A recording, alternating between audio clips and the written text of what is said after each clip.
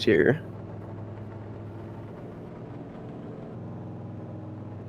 Good evening, everybody, and welcome here as we get ready for the third race of the Elite Jared Dixon Designs Truck Series. Third race of 4, and tonight it's a double hitter. We kick things off here with the penultimate race at Auto Club. Seth Cole being joined by Tyler Riggs. And Tyler, obviously this is going to put together the drivers in the hunt for the championship. What's the storylines we're looking at coming into this one? Well, as far as points go, you got Vic Bloom leading it. He's 28 above that cut line. Sean Leisure is second right now, 20 above the cut line. So there's only 8 points separating them for your championship. Then it kind of dips down from there. Kevin Finn, he's 11 points above the cut line. That'd be 17 back of Vic Bloom right there. And that really is kind of your top 3 competing for the championship. Talked a little bit about off air, but the point gap is just kind of tough to make up from there when you get down to guys of Dylan Hickey, Colin Bowden, and Curtis Kenyon, who are all about 25 plus back of Vic Bloom. But from that 4th onward there to about 11th in the standings here, that's where these guys competing for that top 6 to get into Cup. Boy, it's close. You got Dylan Hickey, who's 6 points above the cut line, Colin Bowden +4, Curtis Kenyon tied right there at +4. And then you got Michael Seigelmilch. He's right there as well, only 4 out. Marcus Frickton, he's 7 out as well. And so a lot of guys down there, Chris James, Costello, Tyler Dixon, Caleb Thomas, all at max, about 15 back. So a lot to be had here tonight between these 2 races. If you're looking, for people that don't know, there was a tweet sent out that the top 6 in the point stands that weren't already Cup drivers would make it into Cup. So right now, the drivers that would be in those spots would be Vic Bloom, Sean Leisure, Kevin Finn, Dylan Hickey, Colin Bowden, and Curtis Kenyon. But if you go from Hickey, who, as you mentioned, I think you said he's only like about 6 points ahead of the cut line. If you go from him down to Caleb B. Thompson, who's down 19th overall in the point standings, it's only 15 points separating all those guys. So very, very close in terms of drivers trying to make it into Cup. As on the pole, Colin Bowden, who won last week at Atlanta, trying to double down here, go back-to-back as the green flag's in the air at Auto Club. Colin with a solid little jump right there, too. Good restart by him. If you're someone like Vic Bloom or Sean Leisure, obviously, you want to stay ahead of that cut line to be able to move on to Cup. But at the same time, too, you want to be able to say you were the Jared Dixon Designs Truck Series champion. So for the 2 of them, what's the goal here heading towards Bristol? What do they got to do here at Auto Club to keep their championship hopes alive? You just got to run top 10, keep the truck clean. This is one of those tracks that, despite it being very wide, very big, you run out of space really quickly in the draft. The corners come up on you, the wall's out of the corners. So just got to be careful. Run top 10, set yourself up for Bristol, where that's the race. If you have a bad race, you want it to be there. You don't want it to be at Auto Club, because Bristol's kind of a game of roulette sometimes. Saw right there, Vic Bloom went way to the top side, and he's kind of falling back. So something says to me that he's going to kind of go into ride-around mode, at least for the moment, not wanting to force the issue. But boy, they are nose to tail, the top 3 coming off that corner. Bowden, Leisure, and boy, Chuck Sweeting with a great save, as he might have gotten to the back of the 84 car. That, and I think Michael Slugomish also kind of bumped into Vic Bloom there. They were 3 wide for a minute, and Vic did a good job not to spin or anything, but he definitely picked up a little bit of side damage on that left side. No doubt about that, as we've got a new driver here making his debut in the series, Trevor Elam, the 27, now up to the 3rd position. He just got around Frickeneck and Logan Shea in what was a 3-wide battle, and it's almost 3 wide going into turn 1. Nope, double wide for 4th instead. And Trevor Elam's an interesting guy. He was actually around at the start of elite competition way back in the day, has kind of been away from it for various reasons, obviously personal, whatever you may be. So it's interesting to see him back here and probably trying to get approved for at least Xfinity and, make a splash at Elite. Has taken the lead from Colin Bowden now. Colin, of course, winning last week at Atlanta, came into this race with that victory 24 points back from Vic Bloom. We were looking at the point stands. The most points you can gain in a race is 42 points. I think it's 40 points for a win, 1 point for a lap led, and then another point for most laps led. So if Colin can maybe double down here, do we see him potentially being in the running for the championship, or with where Leisure's running right now, is he still out of it? he's basically going to have Leisure and Vic Bloom both have bad races, back-to-back races, and probably be one of the first guys out of the race, and obviously him winning the race, which he's shown some great speed pretty much throughout this entire deal. So I have no doubt he's going to be competing for the win on both tracks tonight. But without that luck of Leisure or Vic Bloom getting in trouble, it's going to be tough for him to really make a splash to be able to get into the championship hunt.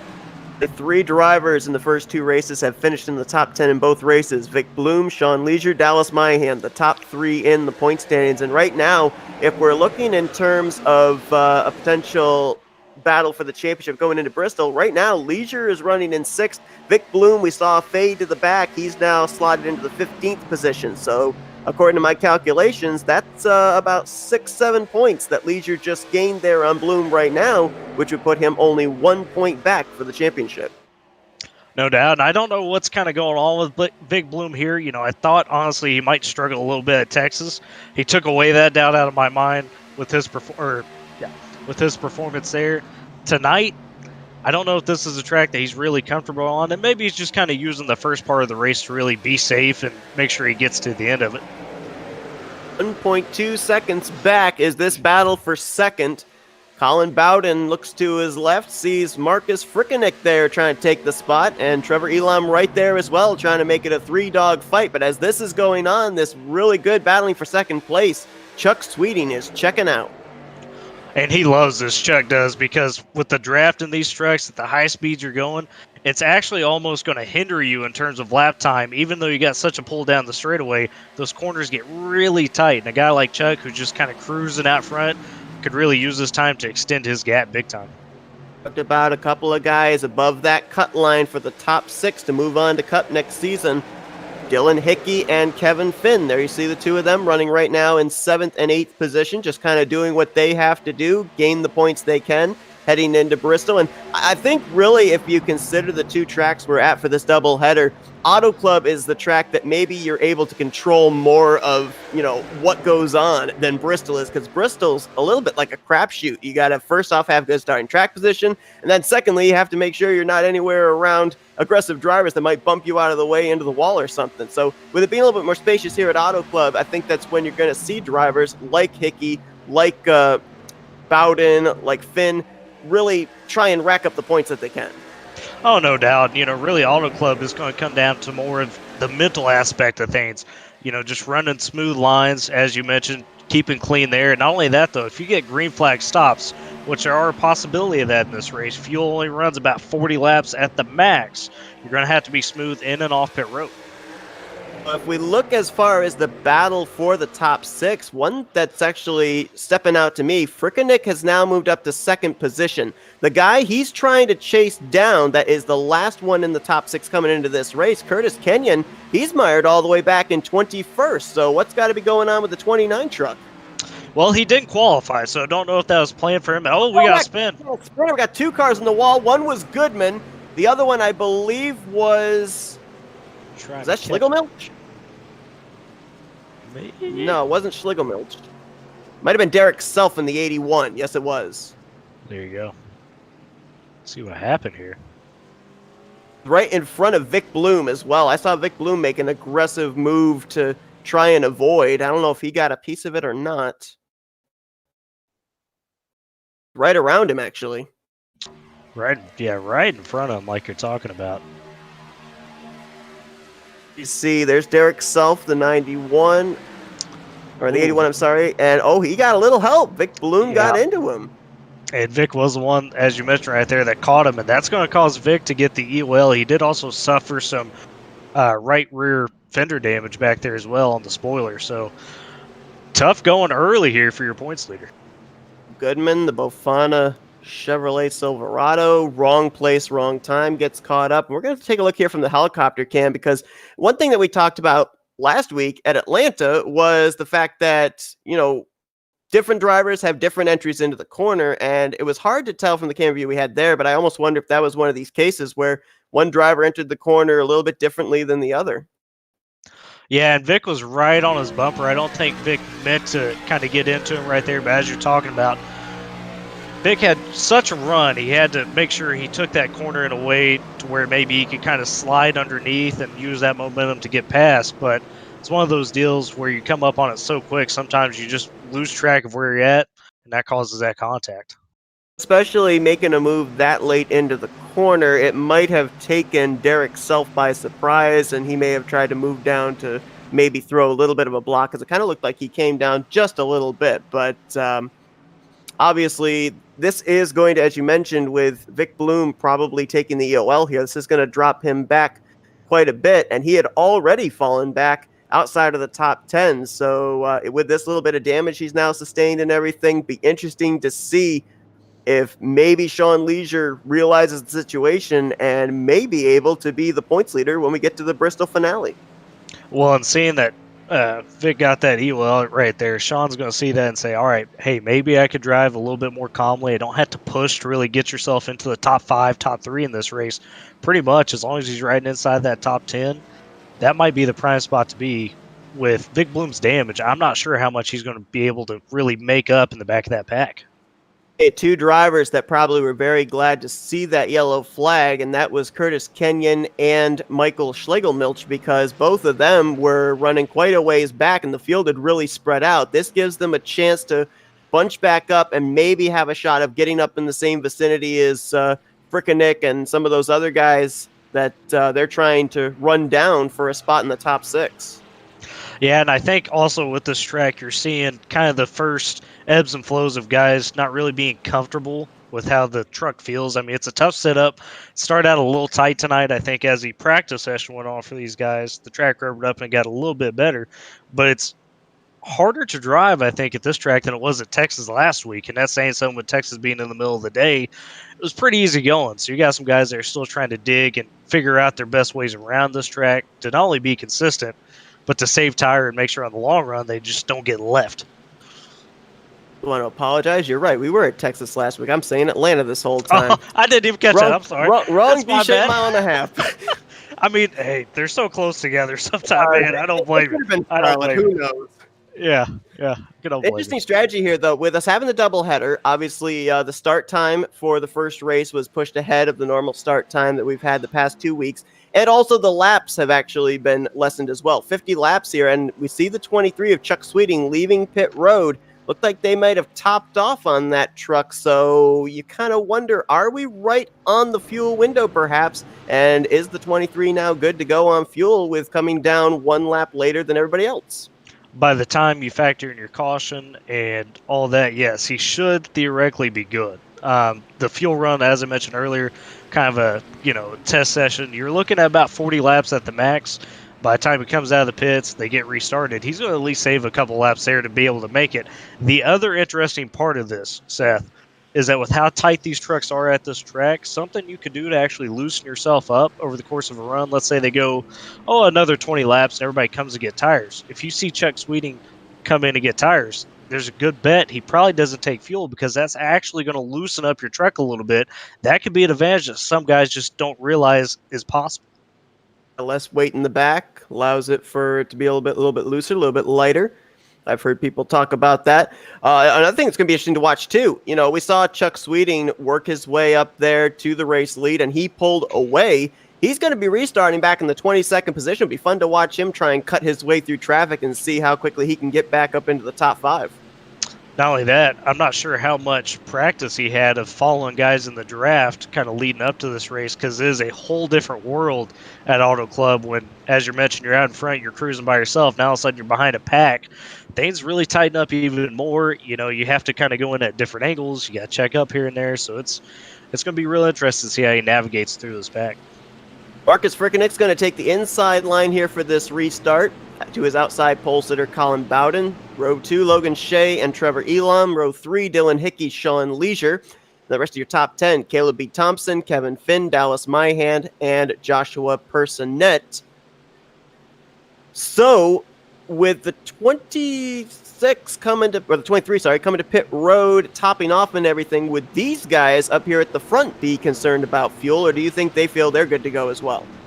Oh, they're going to have to pit. There's no way you can stretch it if you haven't pitted yet. I mean, this is about that mark. I think Chuck Sweeting kind of is playing the right strategy here as long as everything works out, because regardless of if you go green or if you get a couple more cautions, there's multiple ways you could go with it and really gain that track position back pretty quick.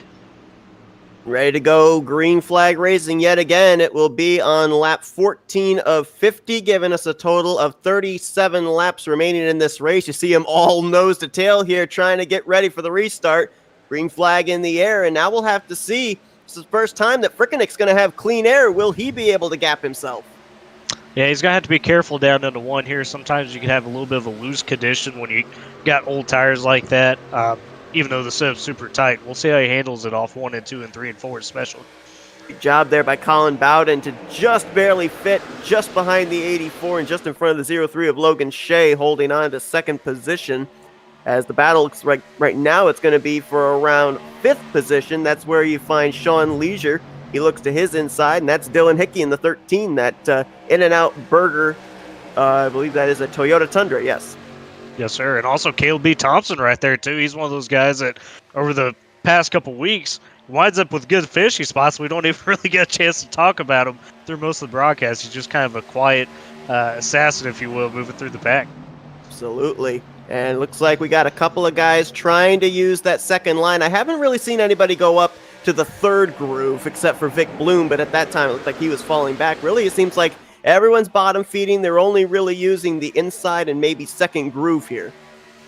Right, and that second groove, you really have to be good at understanding how aggressive you can be down to the corner, because that's how you get your advantage. You kind of get a better launch into the corner on guys. The flip side of that with the guys underneath you is that they're going to get a better run middle to off, but when you're on the outside, sometimes you can kind of negate that run depending on how close you are to them with the side draft.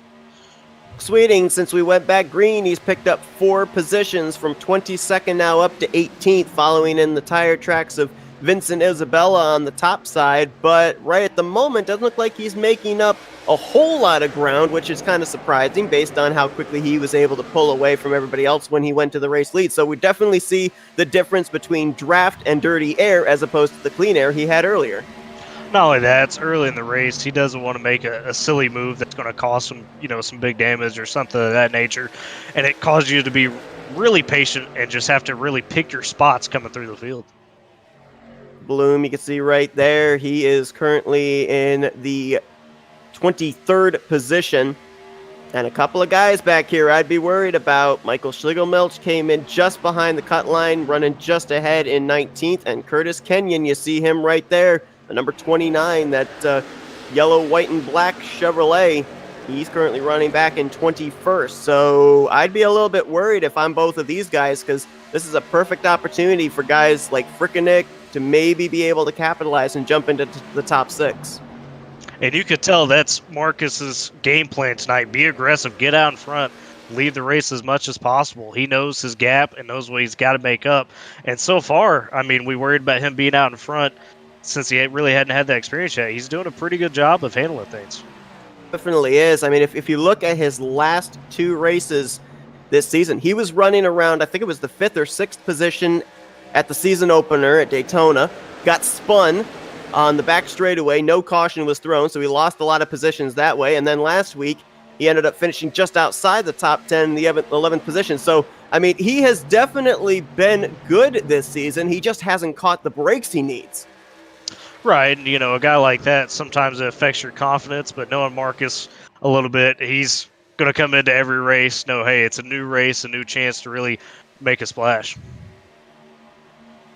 On Leisure right now, just doing what he's got to do. He hasn't really been ultra aggressive here since we started this race, but he's kept it up there in the top 10, right now in the 6th position.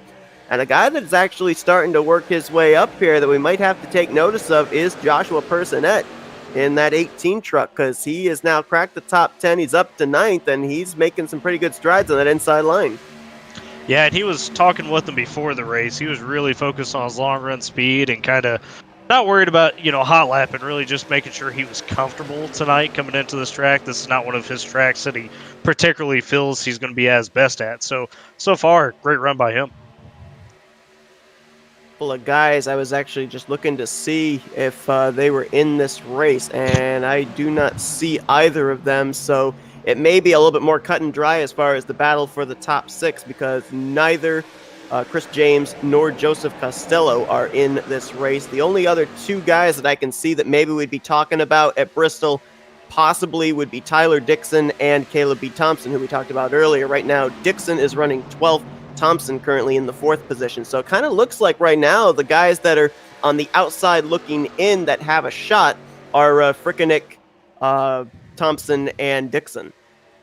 Yeah, and I'm really surprised Chris James in here, but sometimes things comes up, and maybe he's not too worried about the Cup. You know, some guys just want to run the Xfinity with the varied packages. Some guys like Xfinity more than the Cup side. So, but Caleb B. Thompson, I mean, he's running really strong right now, sitting in 4th, right in front of Trevor Elam, and just cruising and really looking to catch up to Logan Shea. And he's another guy, knowing tonight he's got to take advantage of both races.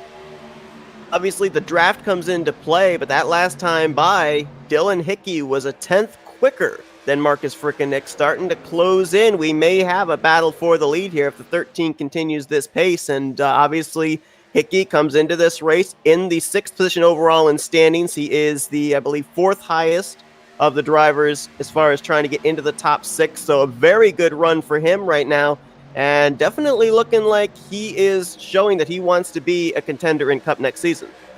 No doubt. And we talk about in terms of championship coming in tonight for these trucks, there was a couple guys that, yeah, they were a lot of points out, but all you need is some bad luck of those top two of Vic Bloom and Sean Leisure. And we've already got Vic Bloom in trouble with his run tonight so far. Sean's looking pretty good, but you never know what's going to happen. So a guy like Hickey that is in a good spot to make the Cup might really be pushing hard to try to maybe be a dark horse for that championship. Absolutely. And, one thing that I'm noticing here, too, that we kind of have to look at, even though he came into this race 13 points back out of the points lead, Dallas Myhand right now running in 6th, 1 position ahead of Sean Leisure. He came in behind Leisure by only 5 points. So technically he'd only be 4 points back from Leisure. That's still a possible points battle we could see going into Bristol if Myhand can best the 67 truck. Yeah, Myhand's a guy that, for the most part, really is good about keeping care of his truck and learning how to, or going for the right aggressive moves at the end. Sometimes they don't pay off, but he knows how to put himself in the position.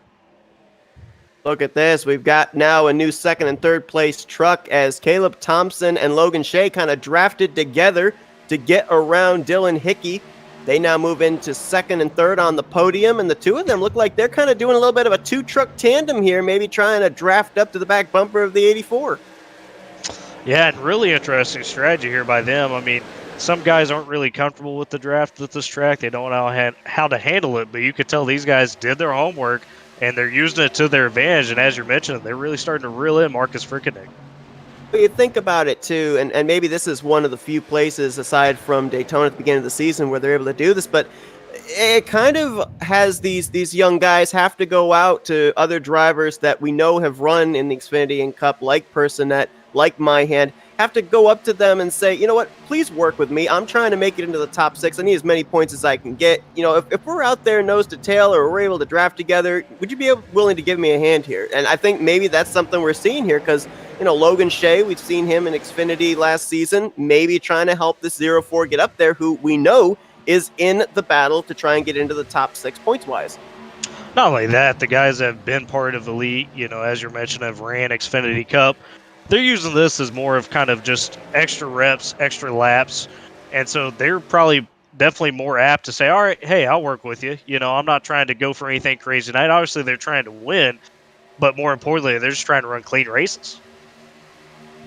We definitely see what happens when you put a fast truck back in traffic. Obviously, Chuck Sweeting has been back there. He's only worked his way up to 14th, and we're looking here at our pole sitter, Colin Bowden. I mean, he was up there in the top 2 at the beginning, ended up getting shuffled back now to 9th place, and he seems to be going more backwards than he is forwards. Yeah, I mean, you get stuck in some of these packs, especially when you got a fast truck. It feels like quicksand sometimes. I mean, you're sitting there trying to make moves. All of a sudden, you make the wrong move, and a couple guys just draft right by you because, 3 or 4 trucks are better than one. Oh, Colin had to dodge Michael Daniel Martinez right there, who came off the wall a little bit. did. That car drifted up, or that truck drifted up there out of 4. You could see the sparks flying off of the right rear quarter panel. Looks like he's okay. Just a little scuff, but obviously that's going to kill your momentum and lose your spots on track.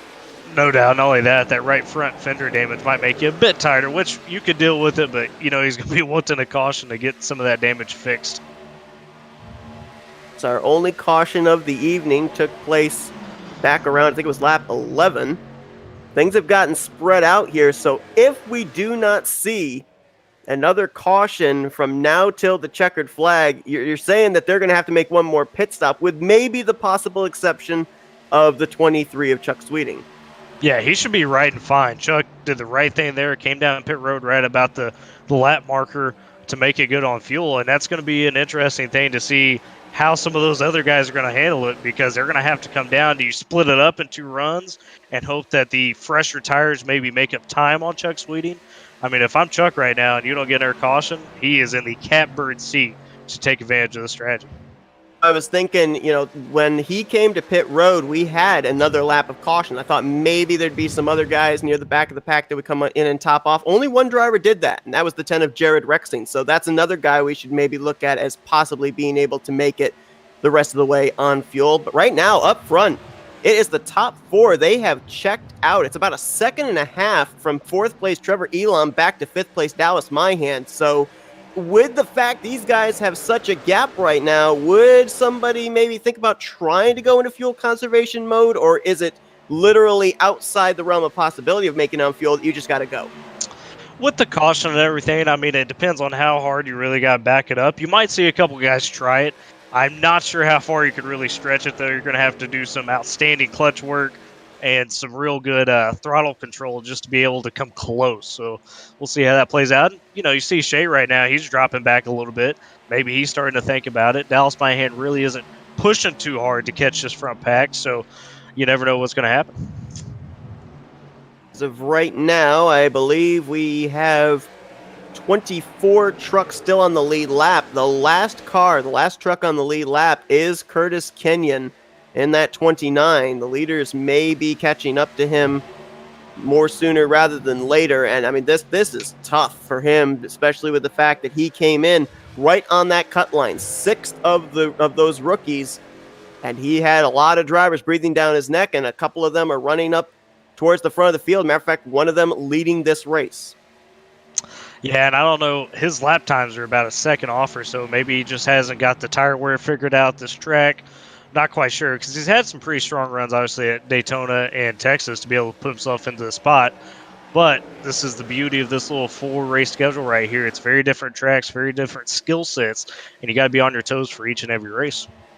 I love, too, is the way that the schedule was put together. It, as you said, with the exception of a road course, it puts every single type of aspect of track in front of these drivers. And a lot of drivers, they kind of say, I specialize at the short tracks. I specialize in the super speedways. So it gives everybody a chance here to be able to showcase what they can do at whichever type of track they feel their strengths are. Yeah, not only that, for guys that maybe don't make the cup cut, but they're just trying to get that Xfinity approval, also test, hey, how good can this guy race around other people in different environments, from the short tracks to the super speedways to the big tracks like Auto Club, and it's a good test for that as well. And for the most part, most of these guys have passed with flying colors. I mean, we talked about last week, the first 2 weeks of racing have been pretty clean, and that's not something you see very often from a group that's racing together for its first few times. Absolutely. I mean, you think like a rookie series, you think it's going to be a lot of learning curves for these drivers to have to tackle, but no, it's been like we've been watching professionals out there that have been racing with each other for years. Yeah, dare I say, almost better than some of the elite races sometimes. I wasn't going to go that far, but you said it. So hey, I will. We've got some aggressive guys in our series, and it happens. And that's the fun thing too. When you get really comfortable with people, sometimes you start being more aggressive, and it leads to some of those cautions that usually you might not have around guys you don't know. So it happens. And here's the interesting thing too. I mean, we look at right here at our top 2, Frickenick and Thompson. They came into this race outside of that cut line to move on to Cup, but we're seeing them battle right now.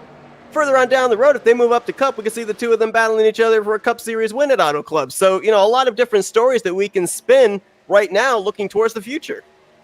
Oh, no doubt. And that's kind of the cool thing about this, is that pretty much everybody that runs this series, as long as they're approved by league officials that they're clean drivers, you're going to see them in at least Xfinity. So yeah, they're going to be familiar with each other running into that season. But then on top of that, you throw in guys that have been elite regulars that now they're going to have to get used to them and vice versa. So that would be fun going into the season.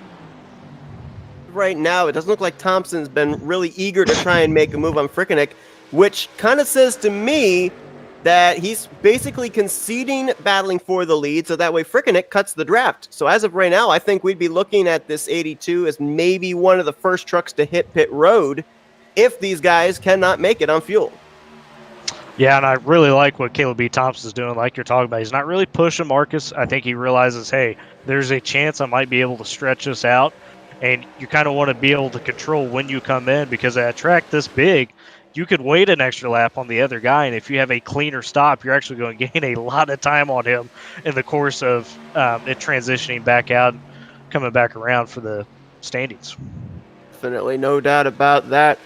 The question is, though, are these guys able to make it on fuel? I mean, if anybody is, I doubt the 82 would be one of them because of him being out there in clean air and using up the fuel, aiding these guys behind him.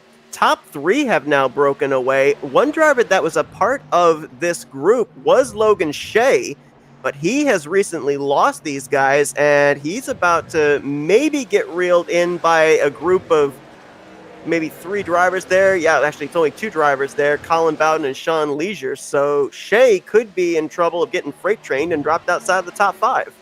Well, and I think Shea's doing what we were talking about earlier, where he kind of realizes, hey, fuel's going to be close. I'm going to try to save as much as I can. Because he's one of those guys, doesn't need approval for anything really, just looking to go out and win a race. So he's trying to play that long haul strategy. And we have a driver on pit road. I believe that was Dixon in the 79. No, it wasn't. It might have been Derek the 29, Self. actually.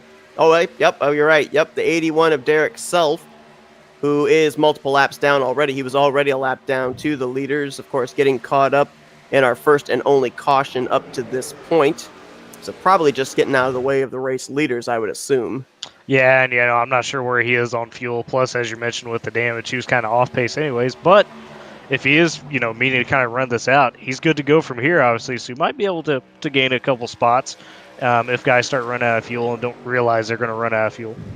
We talked about that Jared Rexing was the driver that was latest on pit road on the last pacing lap of the last caution. Chuck Sweeting pitted the lap before topping off, and he has made strides. He is now up inside of the top 10 in the 9th position, right now running in the draft of Kevin Finn.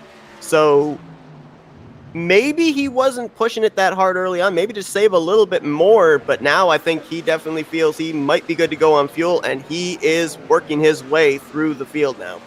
And not only that, but he was mired back in some of those packs. Obviously, we saw a couple guys get loose, hit the wall, whatever. He missed all that, was able to break away from it, and now he could just work one-on-one, position by position, as you kind of finish out this race. We look at the drivers trying to make their way into the top 6 to make it to Cup. I mean, right now, some drivers that are looking really good heading into Bristol. Sean Leisure running currently in 6th. Kevin Finn running in 8th. Schlegel Milch actually looks pretty good there in the 11th position. Dalen Hickey's actually dropped all the way back to 13th. At first, I was kind of looking at him as a driver that can maybe head into Bristol worry-free, but now dropping out of the top 10 might be a little bit of a question mark there for him. So some drivers are definitely going to maybe be able to breathe a little bit of a sigh of relief points-wise going into Bristol, but there are going to be a lot of others that are going to be right on the cutting edge. Yeah, and I will say Vic Bloom back here, a points leader coming into this race. He's done a good job to make up a couple positions. He's kind of in that mode where, hey, I'm going to take whatever I can get right now. And if he works himself, into anywhere from 10 to 15th, that's not a bad night considering how it started going into Bristol. He's not going to be too far behind Sean Leisure. I mean, with where they're running right now, Leisure in 6th and Bloom in 19th, that'd be 13 points Leisure would make up. That'd only be a 5-point deficit that Vic Bloom would be behind Sean Leisure. That is manageable going into a short track. So, I think as long as he can keep the 67 within, striking distance, that he wouldn't be double digits behind going into Bristol, then he still has a shot at winning the championship. Oh, no doubt. We talked about it a little bit already, but Bristol, man, I mean, you get 2 or 3 guys all of a sudden crash and there's nowhere to go. You never know what's going to happen. It's like you mentioned, a little bit of a crapshoot, kind of similar to the super speedways, where you just kind of hope nothing bad happens to you. I mean, we used it as a test case last week, leading up to the Bristol season finale here, the Martinsville elimination race back in the Xfinity Series. I thought, it's crazy to have an elimination race at a short track. Nothing's going to happen, and we ended up having a 3-way tie for the final transfer spot. A lot of playoff drivers got collected, so definitely the last Great Coliseum is going to play a factor, I think, into who's going to end up winning the championship. Oh, no doubt. And I will say, from a little bit of testing, the setup there is pretty fun. It's vastly different, obviously, from how this Auto Club set feels, but that's going to be a really fun race to watch, especially with so much on the line. It might get a little hectic. No doubt about it. As we just had an exchange for second, Trevor Elam just worked his way around Caleb Thompson, so Thompson drops back to third. These drivers have now entered into less than 10 to go. 9 laps, 8.5 on the back straightaway. The question is fuel. Do they have enough? With the 27 making a pass there on the 0-4, I don't know. That kind of maybe says to me, maybe they are good to make it on fuel. Yeah, and I think it's going to be really tight. That's why you got this top 10's really spread out. I mean, you're looking at Marcus Frickeneck obviously in the lead, and then all the way back to 10th, Michael Schlegelmilch. He is almost 9 seconds back, and I think some of these guys are just kind of rolling around, still watching their fuel and trying to save as much as possible. Talked about Logan Shea dropping back from this lead group. Well, he may end up getting replaced by Colin Bowden. He has been laying down some exemplary lap times the last couple of times around, and he has now closed the gap up between himself and the race leader to less than a second and a half. He is coming towards the front. Question is, how much fuel did he use up in making this charge? Well, he did kind of hang back there a bit. That's something we saw him do at Texas. They did really a great job of kind of managing his tires. I'm sure fuel's a big part of that. And he was maybe using that draft with some of the guys he was behind to really sit there and conserve. And now he might be good, and so he's turning on the jets and trying to make up as much as he can here. He led the most laps last week at Texas, 26 in total. And I think he's only led a couple of laps here tonight at Auto Club. But right now, looks like he definitely has the fastest truck on the track, as he is about to maybe reel in Caleb Thompson for the third position. Battle for the lead is on. Trevor Elam ducks to the inside of Frickeneck. How much of a fight is the 82 going to put up? Boy, this is tough right here, because Elam's definitely, you could tell, maybe saved a little bit of that tire. And Marcus, because of his point situation, he may be fine to be able to run top 3 at the end of this race, given how some of the other guys have turned out tonight. Absolutely. I mean, if you think about his situation, Frickeneck came into this race 3 points behind Schlegelmilch. He came in 7 points behind Curtis Kenyon. Kenyon was the cutoff line driver. He's right now running back in 23rd. And Schlegelmilch right now is running back in 10th. So as of right now, as things stand, Frickeneck would be in the top 6 according to the live points, even if he was running here in the second position. No doubt. And something else to monitor, too. Vic Bloom has worked his way up to 16th all of a sudden, so he's gained 3 spots. Not sure how he kind of got around some of those guys, but they're all falling off back there a little bit. So maybe sorry, back there below Tyler Dixon, it looked like that was Kendall Noah player, and I couldn't tell who else made some contact. They saved it. That could have been a hairy situation had you had a caution right there. Believe Vic Bloom, the last time we checked back, he was actually tandeming with Jared Rexing there in the 10th. That might be why he was able to make up the kind of ground that he did. And he's actually in this group here with Vincent Isabella. Oh, little contact there between Personette and Brian Delp. And that was nearly a wreck there into turn 1. That was a good save right there by both parties. A caution right now in these final laps would just throw everything into chaos. And a guy that would be really mad about that, probably Chuck Sweeten, because he's hoping some of these guys up front start really running out here in the final few laps. I can tell you who was frustrated there as well, and that was Vic Bloom, because when the 8 drifted up the track, that's where Vic was, and that held him up so much. Oh, we got Delp up into the wall now off of turn 4. There might be something very wrong with that 8 truck, but Bloom lost 2-3 positions because he was trapped on the high side behind a truck that had lost so much momentum. And we actually saw him give a bump to the 8 coming off of turn 2, saying, hey, get out of my way. Yeah, he's trying to move. He's trying to, as we mentioned, make sure he keeps as much points as possible between him and Sean Leisure. And right now, Sean running fifth. Vic's moved up a little bit. He's gained 5 spots up to 14th. So points-wise, he's sitting pretty solid right now. He is, as we're watching here, potentially, if fuel is not an issue, the battle for the race win here. We also want to remind everybody as well, we do have the Bristol race coming up here on this same broadcast. We'll step aside for after this race is over and then come back for the Bristol broadcast, so don't go anywhere. But obviously right now we're watching this heated battle for the race lead, and the question is, does Frickenek have anything for the 27? Because he really didn't put up that much of a fight when Elam made the move. Was that just saying, all right, I'd rather be the hunter than the hunted, or does he really not have anything to be able to get by that 27 here with 3 laps to go? Well, it may be a little bit of a case of a rope-a-dope where he sees Elam really turn on the jets trying to catch him, finally catches him, and he lets Elam go by just thinking, all right, I'll kind of lure this guy into a sense of false security. Maybe he burns up his stuff, and then all of a sudden in the last lap or two here, Marcus makes that final move. This could also be a little bit of big picture racing. We've talked about the luck that Frickenek has had in the first 2 races of the season. Maybe he's saying, you know what, I'll be glad to leave Auto Club with a second place finish as long as nothing random happens to me.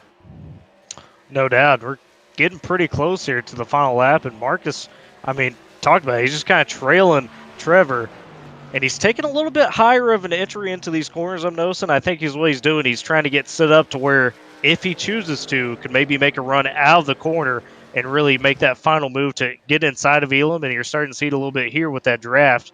He's just kind of measuring right now. Well, he's going to have to make that move pretty soon because a white flag is out, 1 lap to go, and I think if he is going to make the move, you're right, it's going to have to be on a straightaway because Elam's keeping his truck glued right down to that white line in the corners. Frickenek drifts up a little higher there, tries to get the run off of turn 2. Nope, have to try over 3 and 4.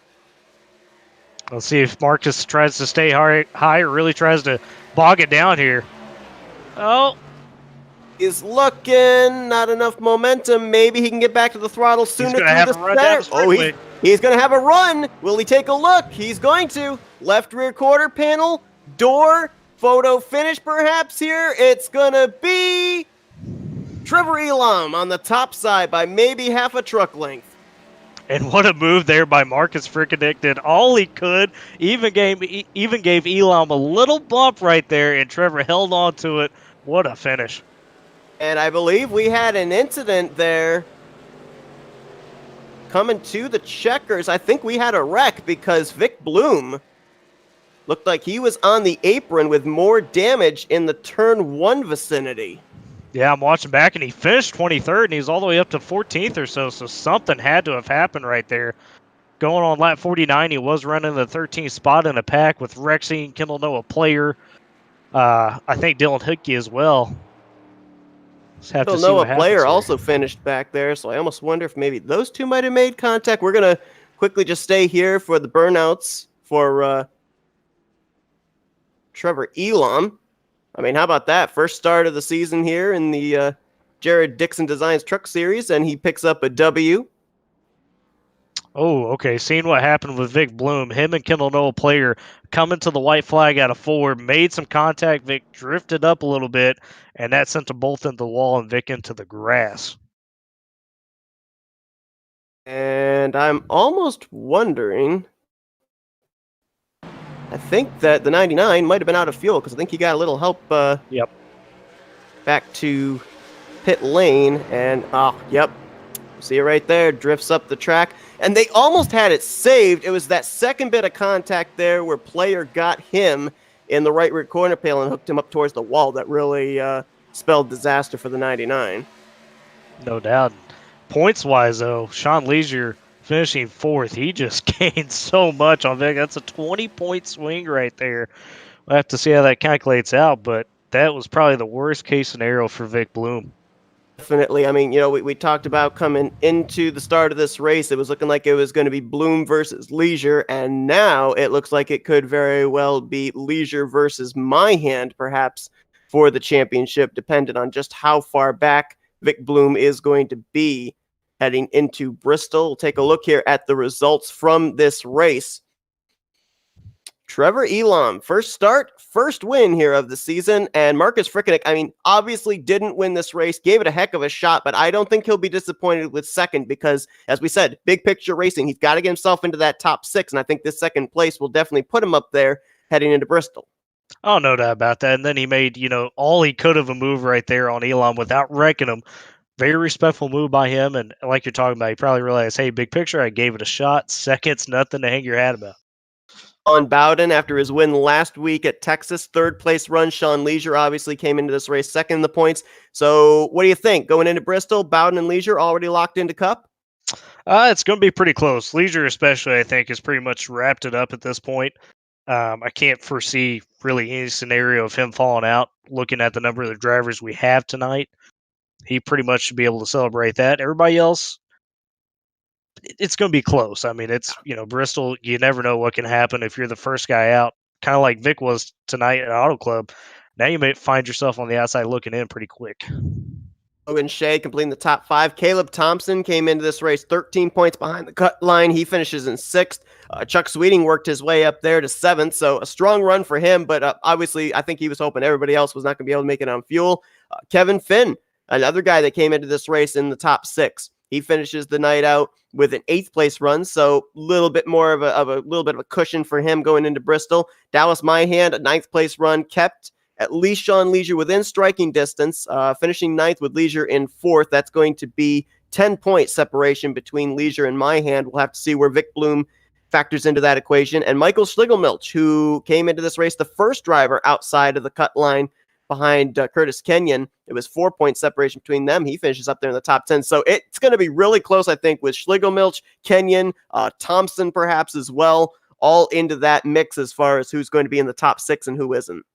Yeah, and then of course Marcus Frickenek as well. I mean, it was tight coming in, but like we're talking about, it got even tighter now with how things swayed out. But Michael Schlegelmilch, that was a good run for him. You talk about first guy on the outside looking in because of Curtis Kenyon's struggles. He really gained a lot of ground going into Bristol, and now he's kind of got his own destiny in his hands. Of the other guys that we were looking at as far as drivers that could, with good runs, put themselves into contention maybe for a spot in that top six. Dylan Hickey finishes the day out in 12th. We'll have to see where this situates him. He came inside the top six. Brian Delp, after that little issue there, he still managed to finish in 16th, so he may mathematically still have a shot. But the guy that we're kind of looking at here that really did not need this kind of a run is Curtis Kenyon, finishing in the 23rd position. This could put him maybe outside of the top six heading into Bristol. He's got quite a task on his hands now. Yeah, and some that I kind of saw with him that may have been an issue this week. He had some computer trouble, so I'm not sure what he's dealing with tonight. He may not be running on his usual systems, things of that nature, so he's just trying to do the best he can with it. Kind of a tough spot to be in, but that's just part of the series sometimes. Absolutely, no doubt about that. I do not see any of our top three waiting for interviews. So more than likely, I guess we'll probably have interviews after the Bristol race rather than here. Probably everybody's getting themselves all situated and switching over to the Bristol race. So let's just quickly get some closing thoughts here from this Auto Club race. I mean, it definitely looks like we are heading into Bristol with a battle for the championship and a battle for that top six, and it's going to be wild. Oh, that top six battle, I mean, it's going to be one of those deals where you get under a guy into the corner, you slide up a little bit, take a little bump. Maybe you're not so sorry as you were the first three races. I mean, it's going to be white knuckle racing, and you can't do it better than a place like Bristol where everybody's just on edge all the time. We'll elaborate a little bit more on this when we begin our coverage from Bristol, but the point standings are in. It looks like it may very well depend on how many drivers show up for the finale. It could come down between 5 drivers for the overall championship. Sean Leisure now has a 10-point advantage over Dallas Myhand. 12 points back is Vic Bloom, and 13 points back. It's a tie between Colin Bowden and Kevin Finn. Kind of feel those are the drivers that are going to battle it out for the overall championship. As far as the top 6 right now, we have Leisure, Bloom, Bowden, Finn. Frickenek is now up to 5th. Dylan Hickey right now holds the 6th position, but only 4 points over Schlegelmilch and 9 points over Caleb Thompson. So it's going to be close between these guys for sure. And not only that, Curtis Kenyon 9 points back, so he did lose a lot, but it's still manageable. He still got that shot to where he's just got to turn it around here at Bristol, and you never know what could happen. Absolutely. I mean, maybe he's a short track bringer that we don't know about, and maybe this is Right. maybe he's thinking, Auto Club's my wild card. I'm gonna get it done at Bristol. So we'll have to wait and see.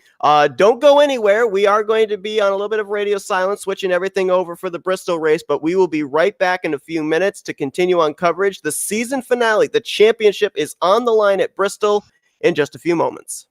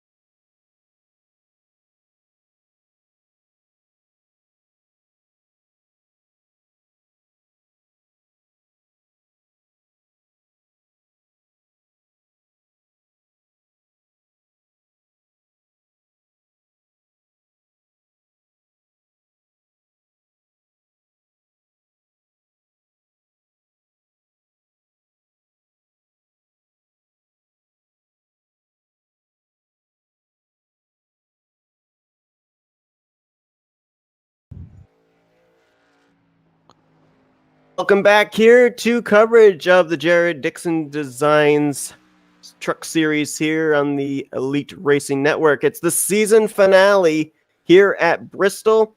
The trucks have gotten out there for 10 minutes of practice. They are currently qualifying, and we basically have spent this little bit of a break putting together what the point scenario looked like, not only for the overall championship for the drivers, also trying to make it into the top 6 in points. Seth Cole, Tyler Riggs joining yet again, and I think maybe we got a little bit more of a battle for that top 6 than we do for the championship, Tyler. Yeah, with Sean Leisure's run right there at Auto Club that we just saw, compound that with Vic Bloom's struggles, that's put Sean in a spot where really all he's got to do is finish in the top 10 and maybe even the top 15 as long as one of the other guys doesn't, the other guys of Vic, Colin Bowden, or Kevin Finn run up in that top 2. So he's just got to run a smooth race. And he's got the championship locked up. But as you're talking about, we have still a very heated battle for those couple spots in that top 6. As of right now, Sean Leisure is definitely going to be moving on to Cup. He's 22 points ahead of the new cut line. Vic Bloom, little bit of breathing space, but maybe can't really rest on that. He's 10 points ahead of the cut line right now.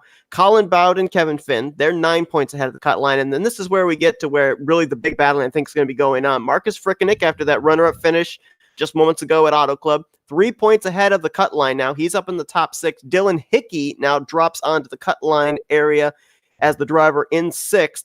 And the drivers that are going to be trying to hunt him down, Michael Schlegelmelch, 4 points back, Caleb Thompson, 9 points back, and maybe the long shot. Stranger things have happened, so he is mathematically eligible with the number of drivers that have shown up for the finale. Curtis Kenyon, after the struggles of Auto Club, 13 points back, but he still mathematically does have a shot. Yeah, he's going to have to get a lot of help. As you mentioned, it's not out of the realm of possibility, especially at a place like Bristol. This, for as clean as the first 3 races have been, you might see some cautions in this race. It's a set that's a little bit loose at the start, tightens up a bit, but combine that with a group of guys that are running a short track together for the first time, it's going to be tough. Yes, it is. No doubt about it. We saw in practice a lot of drivers utilizing 2 different lanes, a lot of drivers trying to wall ride. That's actually where Thompson put the fastest lap on the board utilizing that outside line.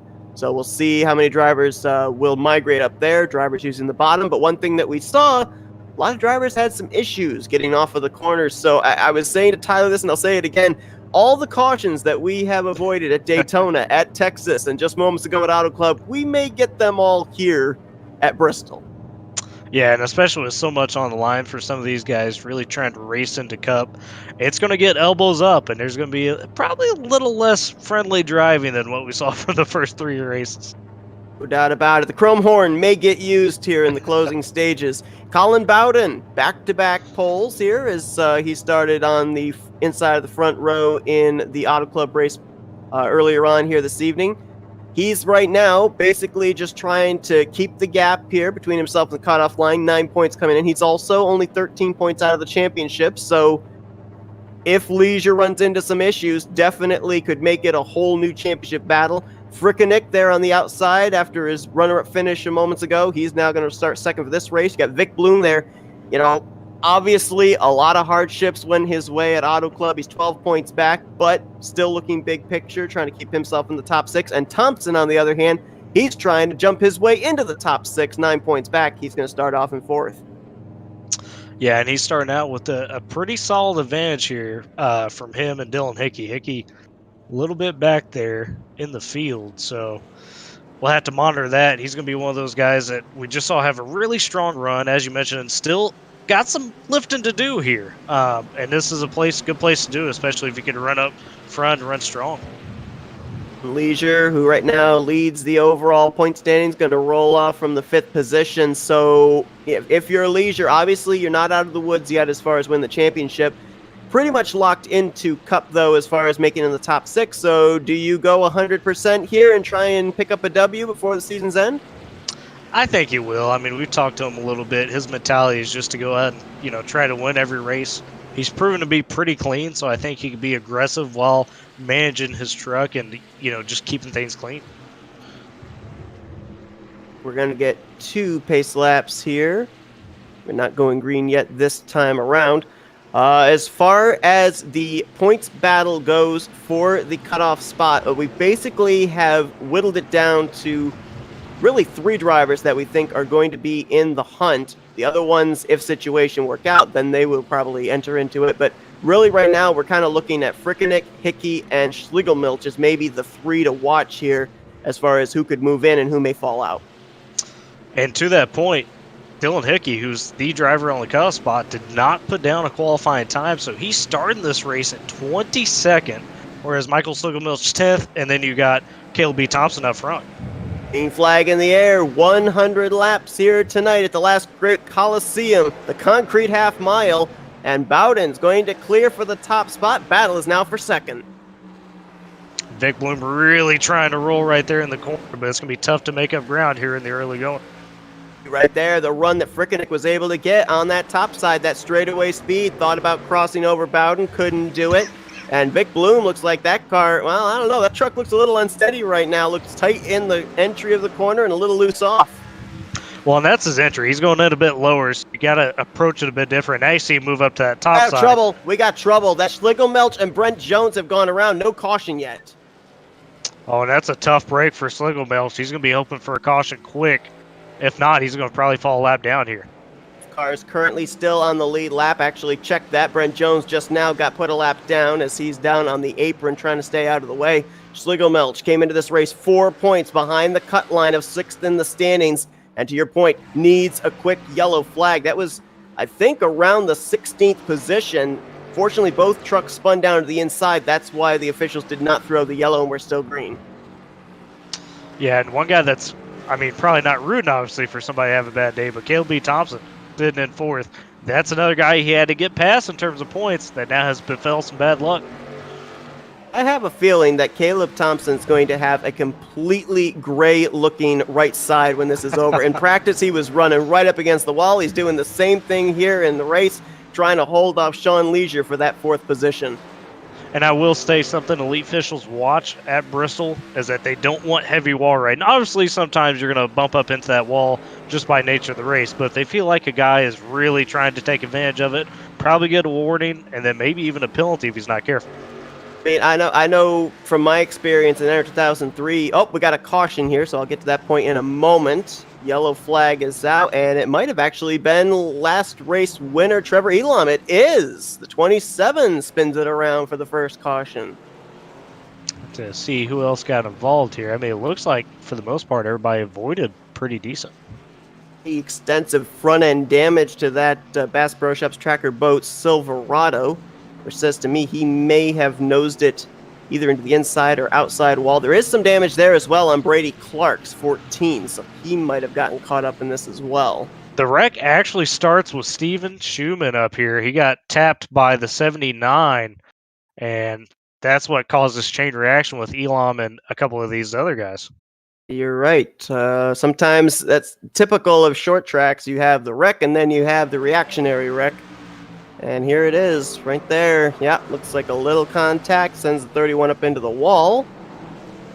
And then right here, they avoided, that's Clark and Elam, and then Elam thought he was clearing the 14, came back up the track. 2 of them make contact, and that's pretty heavy hit with the front end of his truck into that outside wall. Yeah, and Elam, a guy who, obviously, since he didn't race the first 2 races, probably just trying to race for approval for at least the Xfinity, and I would imagine as long as he, doesn't mess up the rest of the way here, he probably should be fine. Ran a clean race at Auto Club, so I wouldn't be too worried if I was him. Obviously, you always want to go for the win, but probably not the worst case scenario for him. Go back here as well since we have the opportunity to see what happened with Brent Jones. Oh, and there it is right there already. Schlegelmilch looks like he had already lost it ahead of the 89, came down into Brent Jones' path, and obviously that didn't bring out the caution. But that's actually a little bit of a break, this caution coming out, because Schlegelmilch did keep himself on the lead lap. Oh, no doubt about it. The tough part is now, depending on the extent of his damage, it can be really hard to, take your opportunities to fix your damage while not getting trapped back a lap down. You're really got to be looking at your relative and know where that pace car is at. Absolutely. He actually is on pit road right now as we speak. Brady Clark He has brought his truck to pit road. He's currently 2 laps down. Steven Schulman, he is currently a lap down. Trevor Elam is a lap down. That's the one tough part. You're right. This track is so small that even pacing, you can end up losing a lap. Oh, and it's so easy to do. You know, you got some damage you got to fix, and you look away for 2 seconds, and all of a sudden the pace car's passing you at the exit of pit road. So you got to be aware at all times, especially with 25 running trucks. I mean, there's just not a lot of space to get down to pit road quick enough, especially when you're already at the back of the pack. Right now, Sean Leisure still running up in 5th, so that's the championship battle. He still is currently P1. But if we look right now at re-racking where everybody is as far as that cutoff line for the top 6, Frickenick, 3 points ahead of the cut line up here in 2nd. Hickey, the cutoff line driver, has worked his way up now to 8th. And Schlegelmelch obviously got involved in that early caution. He's currently got a little bit of damage back in 18th. But, boy, Hickey, all of a sudden there in that first run, apparently he's got a pretty good truck to cut through traffic. Yeah, I mean, and in practice he did turn some good laps, was near the top of the board, so it was kind of puzzling that, you know, he didn't get qualifying time down, maybe he bumped the wall a little bit or something. But, I mean, 22nd to 8th in 10 laps at Bristol, that's not an easy feat. No, it is not. As the green flag is back in the air, Colin Bowden taking the outside line. Another driver I should look at, too. We were talking about him coming into this race, that maybe he was using Auto Club as a wild card race and was going to step it up here at Bristol, and that's Curtis Kenyon. He's up in the top 10, 10th place, one of our long shot drivers, but still in the hunt. Well, and you talked about it kind of off air a bit. It's just one of those tracks where Auto Club, he probably wasn't comfortable. You could tell that by how he ran, but maybe he's a little bit of a track fiend. Starting to see that here. It's a good battle for third. You got about 4 drivers in this mix. Vic Bloom, the 12 of Kevin Finn, the 04 of Caleb Thompson, and the 67 of Sean Leisure all have different agendas as far as what they want to do championship-wise and top 6-wise in the point standings. No doubt. Caleb B. Thompson's going to have to be careful with that right front. He smacked the wall a few times, and with the way this tire wear is, it's a lot more punitive in terms of, you know, how hard it becomes once you get some right fender damage and get really tight. I thought we were going to be 3 wide for a moment because Leisure got a big run and almost got to the left rear of Thompson. He had Kevin Finn to his inside at the same time, but fortunately we avoided that, and we've got our second caution. Trying to search through where it is here. Oh, got back. Looks like Logan Shea back here, and somebody else got caught up. Trying to identify.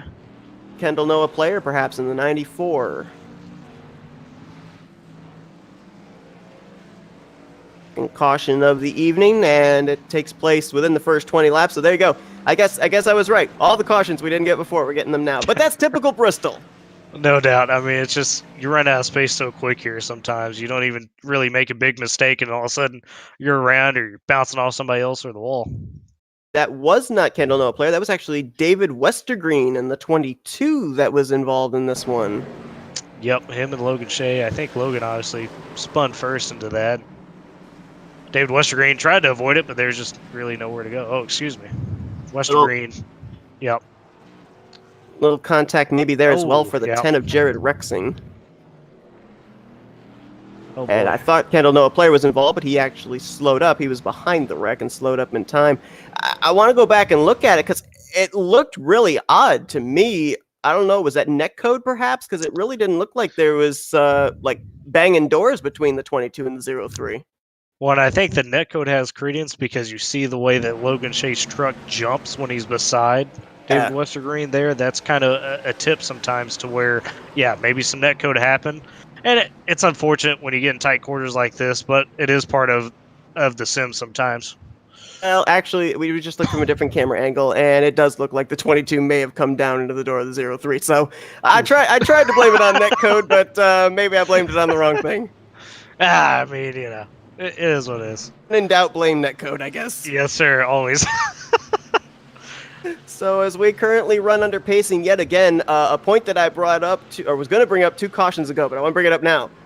In Enter 2003 at Bristol, you get up into that wall and it kind of like sucks you in. You can't get off of it. What's the difference between that and the wall at Bristol here in iRacing? Because you mentioned about drivers maybe using wall riding to their advantage. Well, the trick is, all right, if you watch the the top guys, I guess you would say, in iRating when they come to a track in public lobby. There is certain spots you could kind of bounce yourself off the wall, and you're going to be fine. It's obviously going to damage you a little bit, but it will shoot you up some good momentum. There are other spots of it though where it's kind of like a, I don't know how to describe it, maybe a spike or something where it actually just completely destroy your momentum and just hook you sideways. So you got to be really careful. And obviously, as I mentioned, we don't like to be to use that in Elite. It's not something that we, obviously promote in terms of wall riding, but sometimes it's just going to happen. So you got to really keep a strong eye on it for these off-track officials. Haven't seen any, black flags or anything like that yet. So it just tells me when guys are hitting the wall, it's clearly not something they're intentionally trying to do. Right, yeah, I've seen a couple of guys, a little bit of sparks coming off the right rear, but it hasn't been that they've been sticking it up there against the wall. Just the truck hanging out a little bit, makes a little bit of contact on corner exit. No harm, no foul. Getting ready to line up here again, and in terms of the top 6 right now, a driver that's picked up a couple of spots with the aid of that yellow flag, Schlegelmilch. Michael Schlegelmilch in the 00 is now up to the 14th position. Came in 4 points behind Hickey. Hickey right now running up in the 8th position. Frickeneck running in 2nd. So Schlegelmilch still trying to keep himself in the running, but he needs a little bit more help. Yeah, and with that damage on that truck, it doesn't look too bad. I don't think he's lost any horsepower, but even though obviously Bristol's one of those tracks where, hey, you could have a modified and well, still going to be a little bit rough on the handling of the pack, especially with that spoiler damage. Nearly a quarter of the way through this race, back green as Colin Bowden takes the top spot again. Frickeneck with a block there on Vic Bloom, making sure he gets up to the top side. And I think that's basically what we're seeing, that the top side's the fastest way around. I mean, that's what Caleb B. Thompson was using when he put the fastest lap on the board in practice. The question is, though, is there a bottom groove? Is there any possibility later on the race for someone to be able to maybe pull a slide job?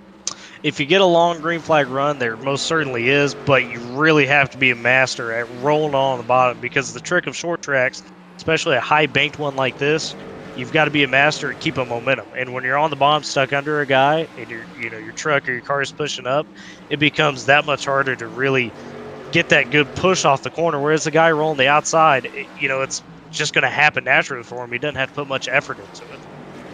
And Leisure's now dropped back to the 7th spot. Michael. Got somebody smoking. Oh, yeah, Brent Jones. Oh, right in front of the Sean Leisure. Leisure's up into the wall hard. Oh, my. Oh, that was Brent Jones, I do believe, in the 89, who spun in front of the leaders, and Leisure had nowhere to go. Yeah, it's him. Actually, Logan Shea got tapped by the 31 there, Schumann, and then Brent Jones gets involved with that. And that, as you mentioned, right in front of the leaders. Oh, my. That was a head-on collision to the outside wall there as well for the 67 Legion. And I believe he also got into the back of Brent Jones. Boy, that's on the front end. I'd be a little bit worried about the championship hopes maybe here of Leisure, depending on if he can continue on or not. I saw smoke coming out of that truck on the replay, so I think he might actually have an engine failure there, so that's going to really shake everything up. And this is why Elite has short tracks in these high-pressure situations. Yeah, and it, we talked about it a little bit, kind of brings the best out of you. And for some guys, maybe the worst at times, because there's so much on the line. You got to be careful, and you got to hit your marks consistently. And when you're at a short track like this, boy, does it just get harder and harder every lap.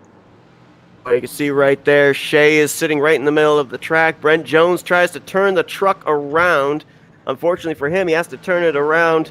Coming back on the track, almost collected Vic Bloom as well. Oh, Joshua Personette, nowhere to go. There's Michael Goodman, nowhere to go. And I believe that was the 29 of Curtis Kenyon who got a piece of that as well. Yeah, and that's just unfortunate for all those guys, because it's such a tight bull ring that whenever you get cars stacked up like that, I mean, there's nowhere to go high, nowhere to go low. You just hope you could check up and not get arc braked from behind. And one thing that we talked about this back during the Xfinity race at Martinsville, is it's a short track. You come around a corner, you see a truck sideways, there's no reaction time.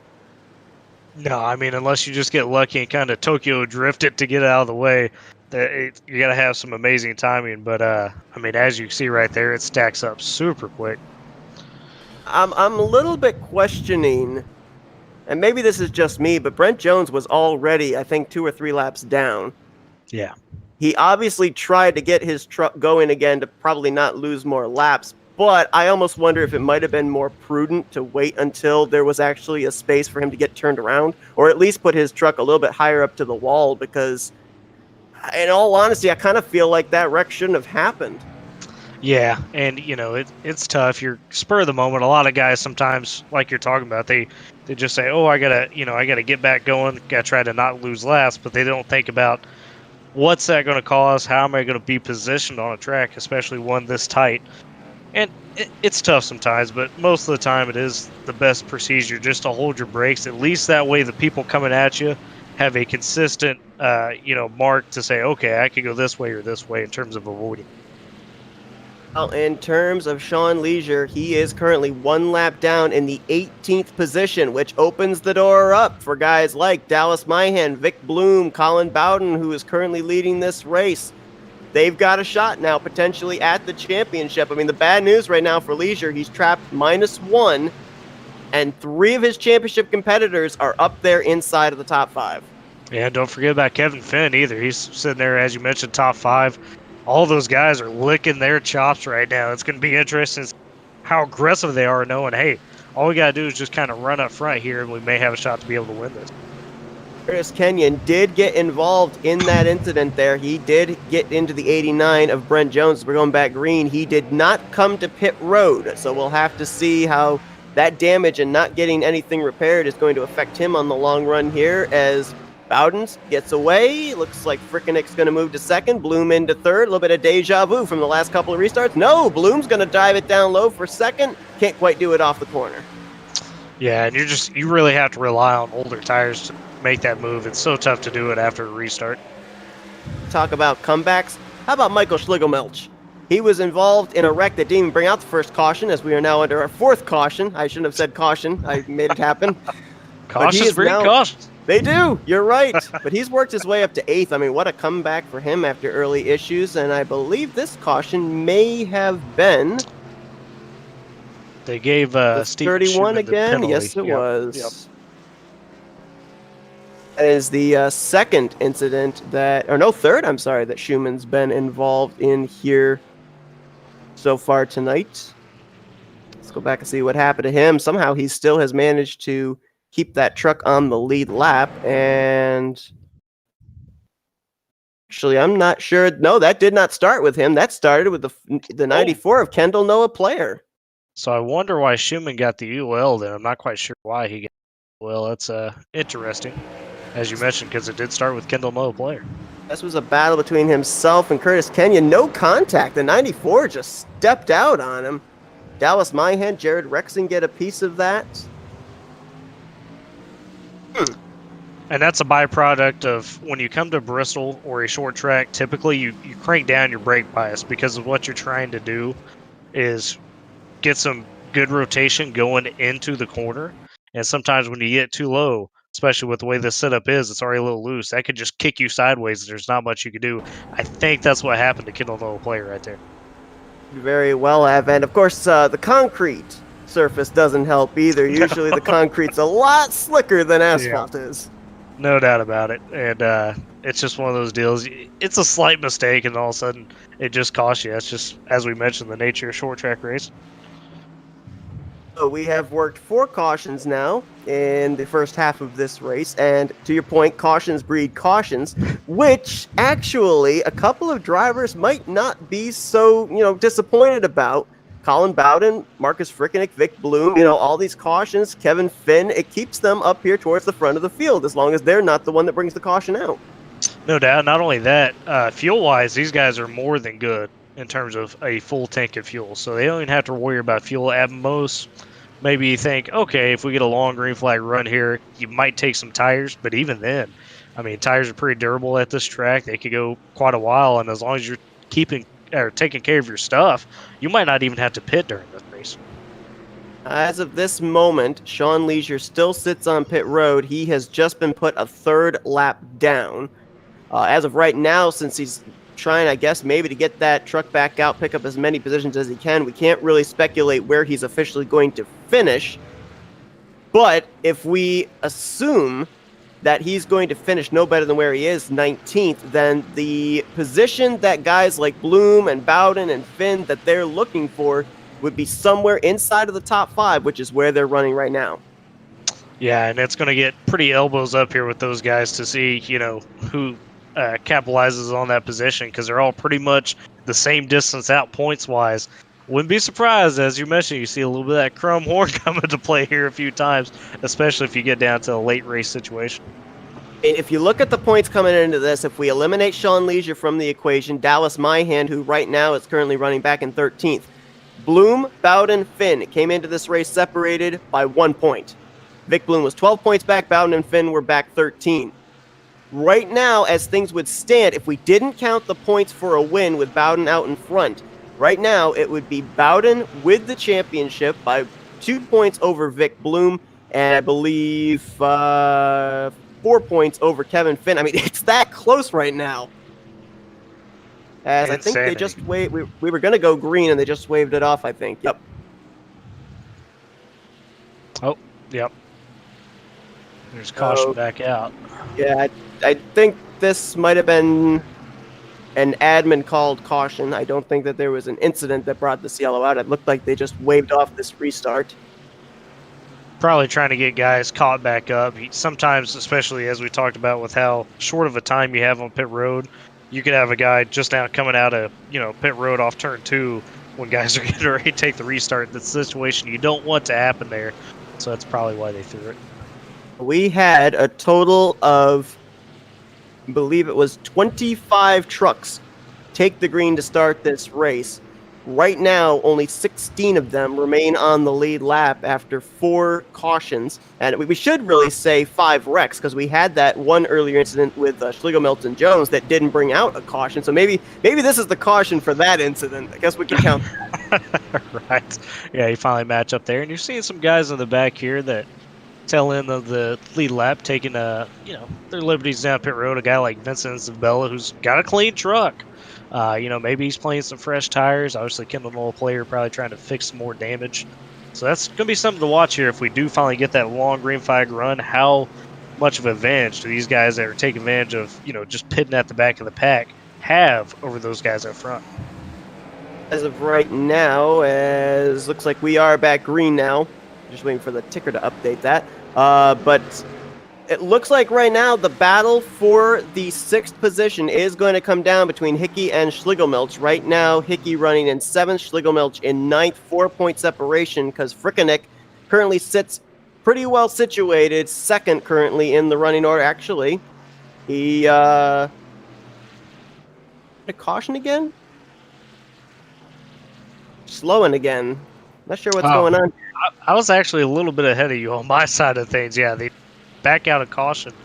And I didn't see a spin or anything looking back through the field, so not quite sure what happened. Maybe it was kind of... It almost looked like they kind of sped up maybe to catch up to the pace car, perhaps? Yeah, sometimes you got some weird things that happen on the short tracks with the pace car. We've had, I remember a public lobby where, because of where everybody was situated on the track, we literally had about 15 laps of caution because the pace car was glitched out, and it just that one stretch. So maybe they had to fix it. Wasn't there an Xfinity race? I think it was at Phoenix or something, where the pace car either it wouldn't come off pit road or it wouldn't go onto pit road or something. Yeah, I don't think it would come off pit road is what it was. We had the caution out, but it would not come off pit road, so we were just stuck pacing. I think we had to make a new lobby for that one. That was sure, and one that, boy, nightmare is if you're a league admin, because what do you do, in that situation?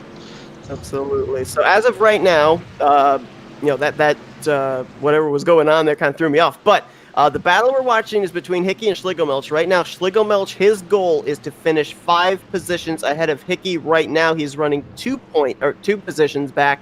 So right now, that is really the battle for the top 6.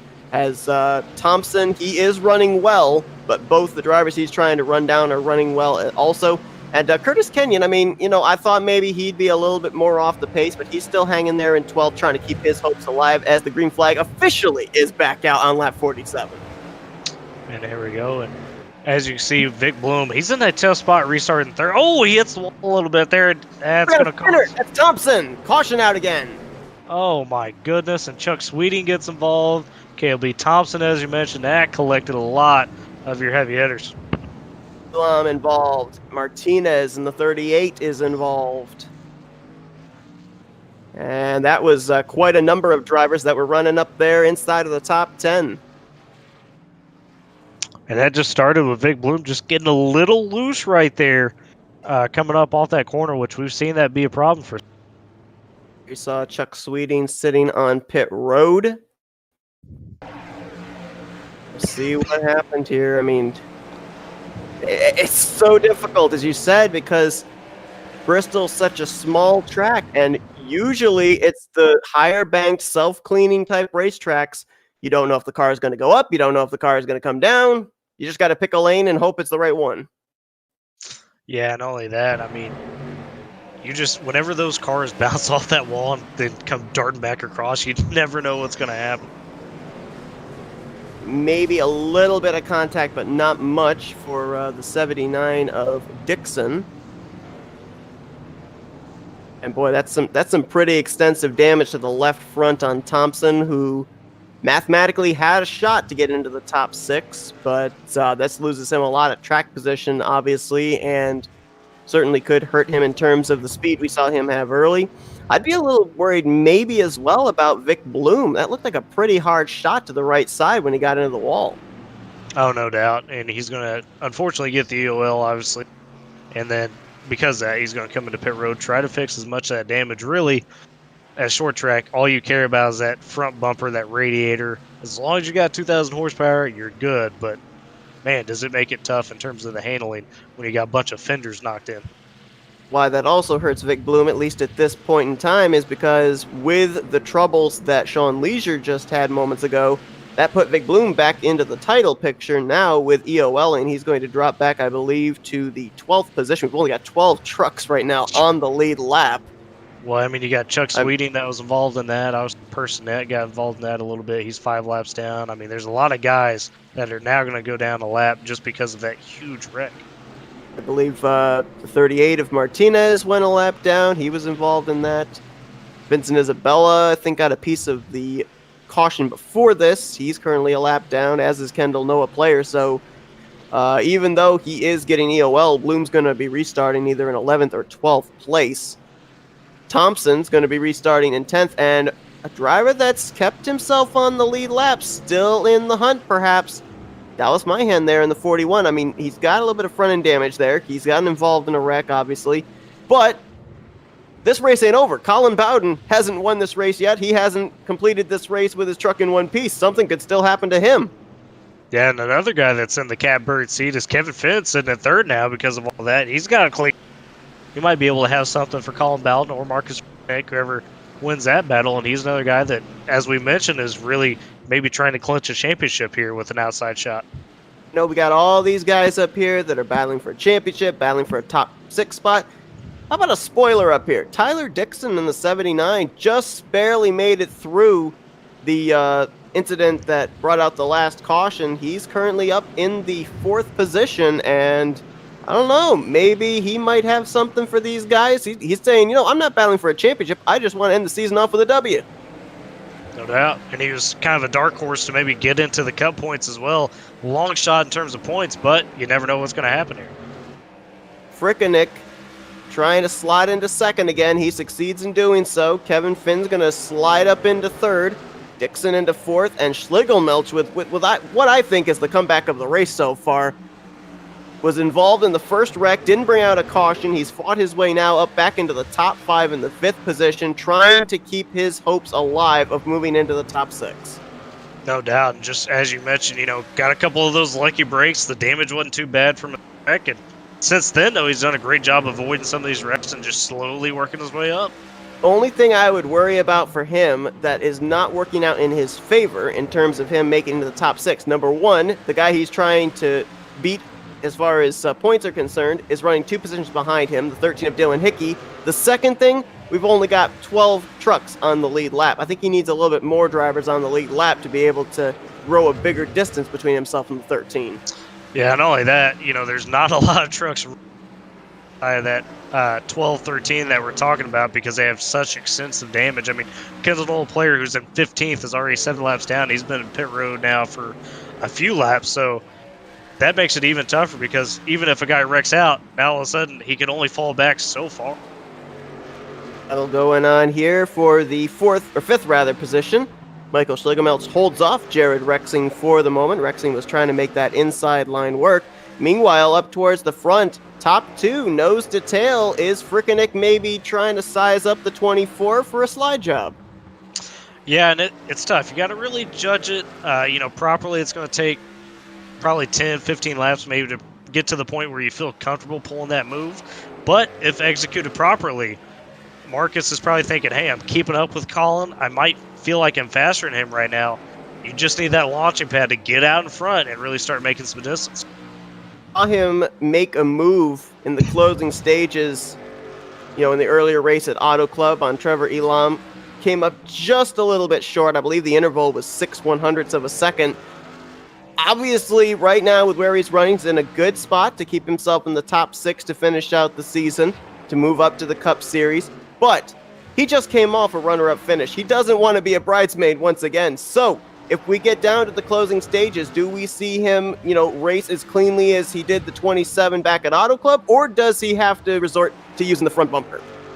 He may use a little bit of that front bumper, probably do it in a respectful manner. Obviously, he doesn't want to wreck Colin Bowden, but with so few cars on the lead lap, he pretty much feels like maybe, hey, I've got my top 6 spot clinched. Why not go for that win? As of right now, it is a 2-horse race for the championship. Colin Bowden out in front, Kevin Finn running in the 3rd position.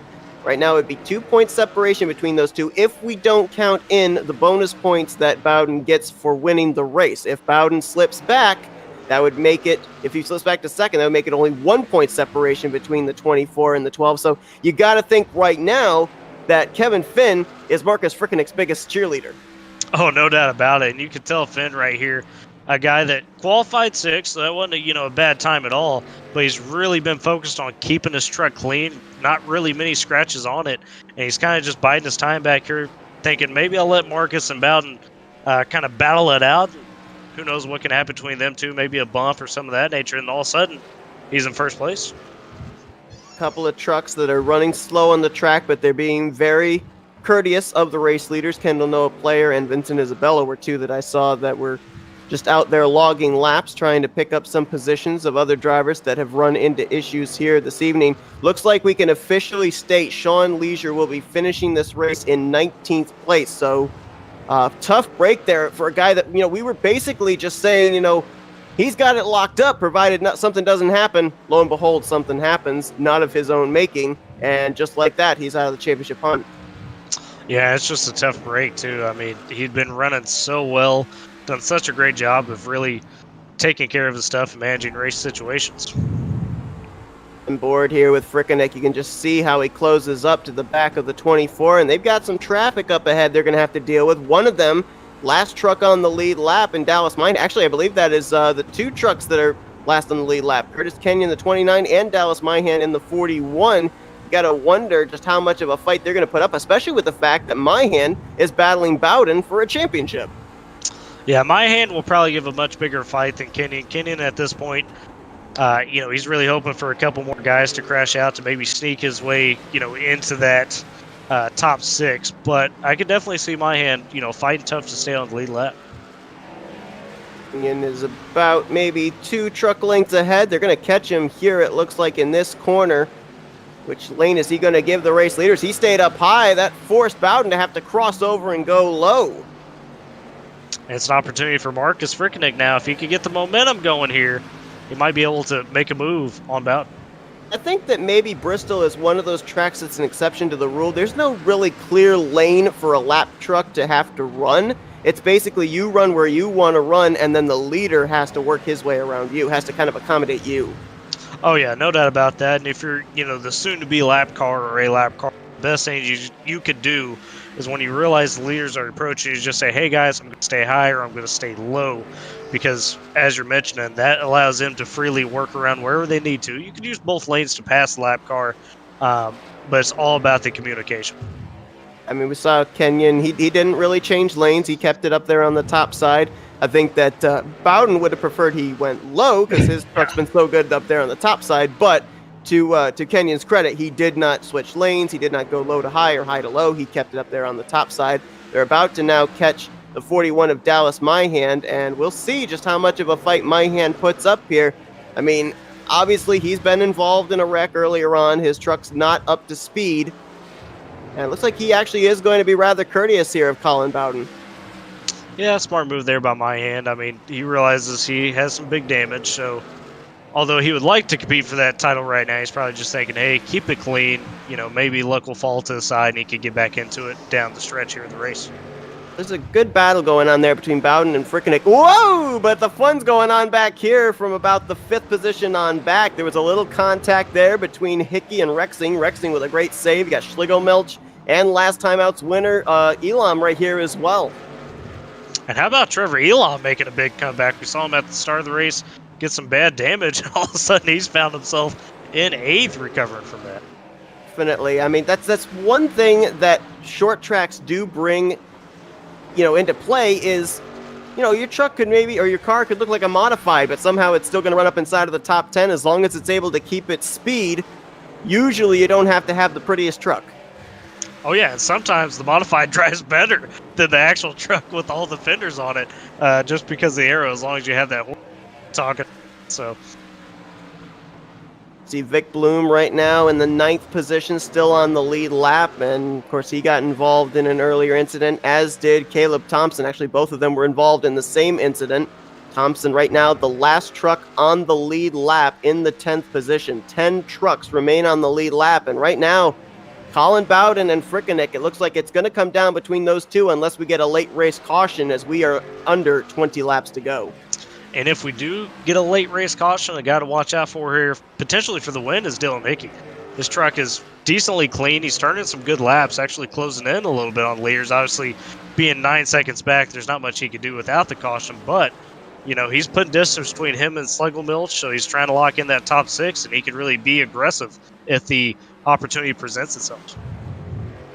At the same time, though, I mean, Hickey came into this race the cutoff line driver, so I don't know if you want to take a risk of going out there and possibly wrecking trucks. The good news is, put it this way, let's say if you have maybe a green-white checkered or something, you technically in the back of your mind know you're not going to finish any worse than 10th, so maybe that gives you a little bit more leeway. Oh, I think it does. In a racer's mentality, sometimes they don't see all the aspects of the big picture, and they say, hey, I've got enough of a cushion, I'm going to go ahead and go for it. This battle for the lead looks like it's starting to heat up now. Frickenek's taking a little bit of looks, a little bit lower, a little bit higher in these corners. Looks like he's running about a half groove to maybe a full groove lower over in 1 and 2, and then tries to run just about the same line there in 3 and 4. So he's trying to think right now to find some straightaway speed.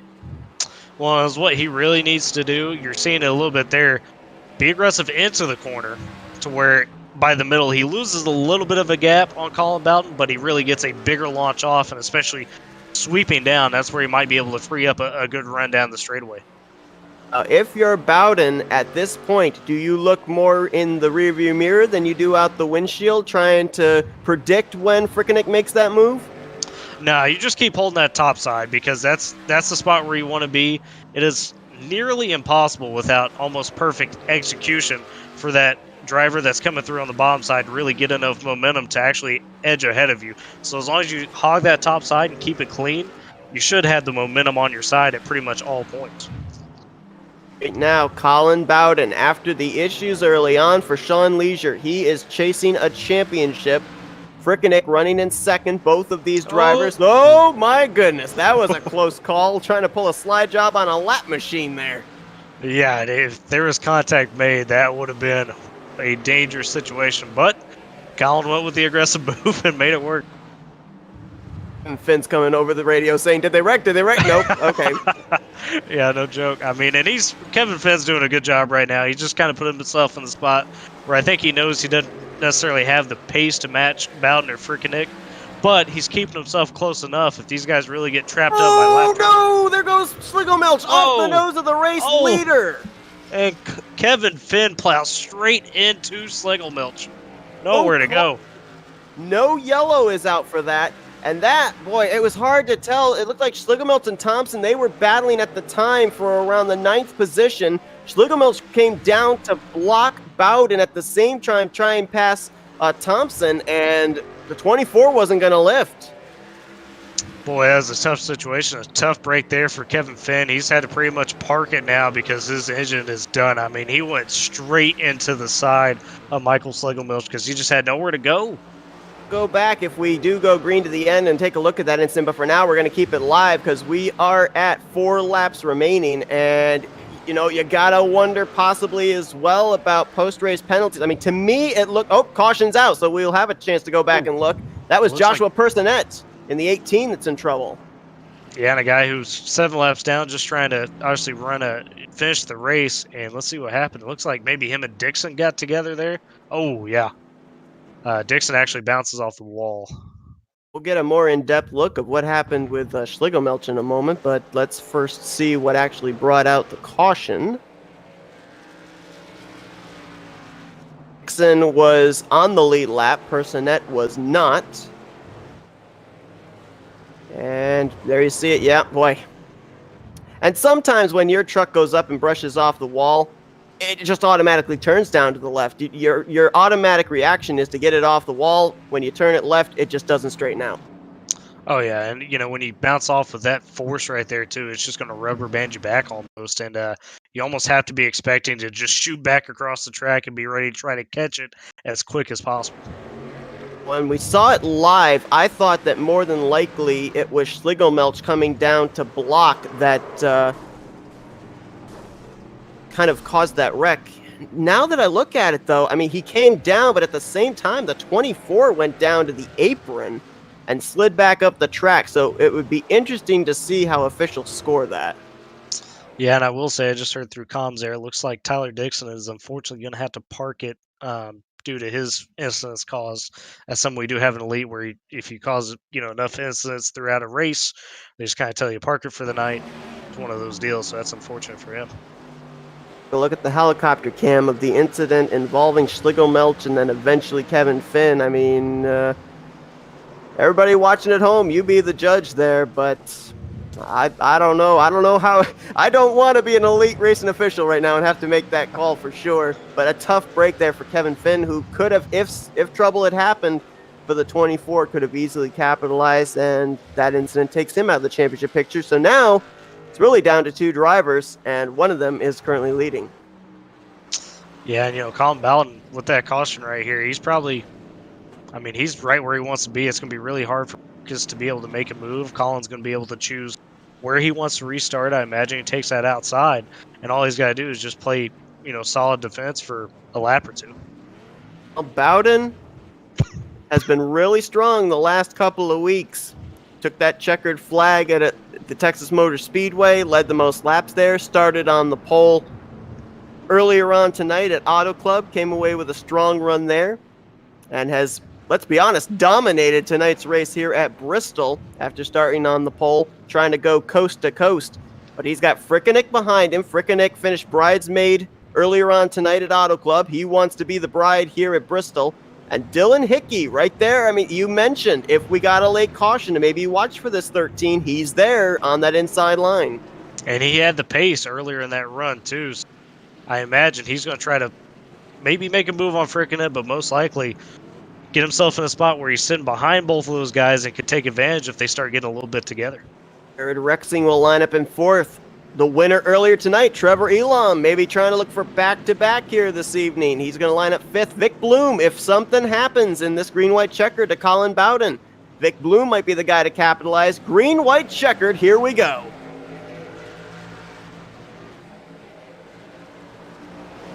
Interestingly enough, the 24 took the inside. He is going to clear the 82 for the lead. Now what does Frickenik do? He's only got a little more than a lap to do something.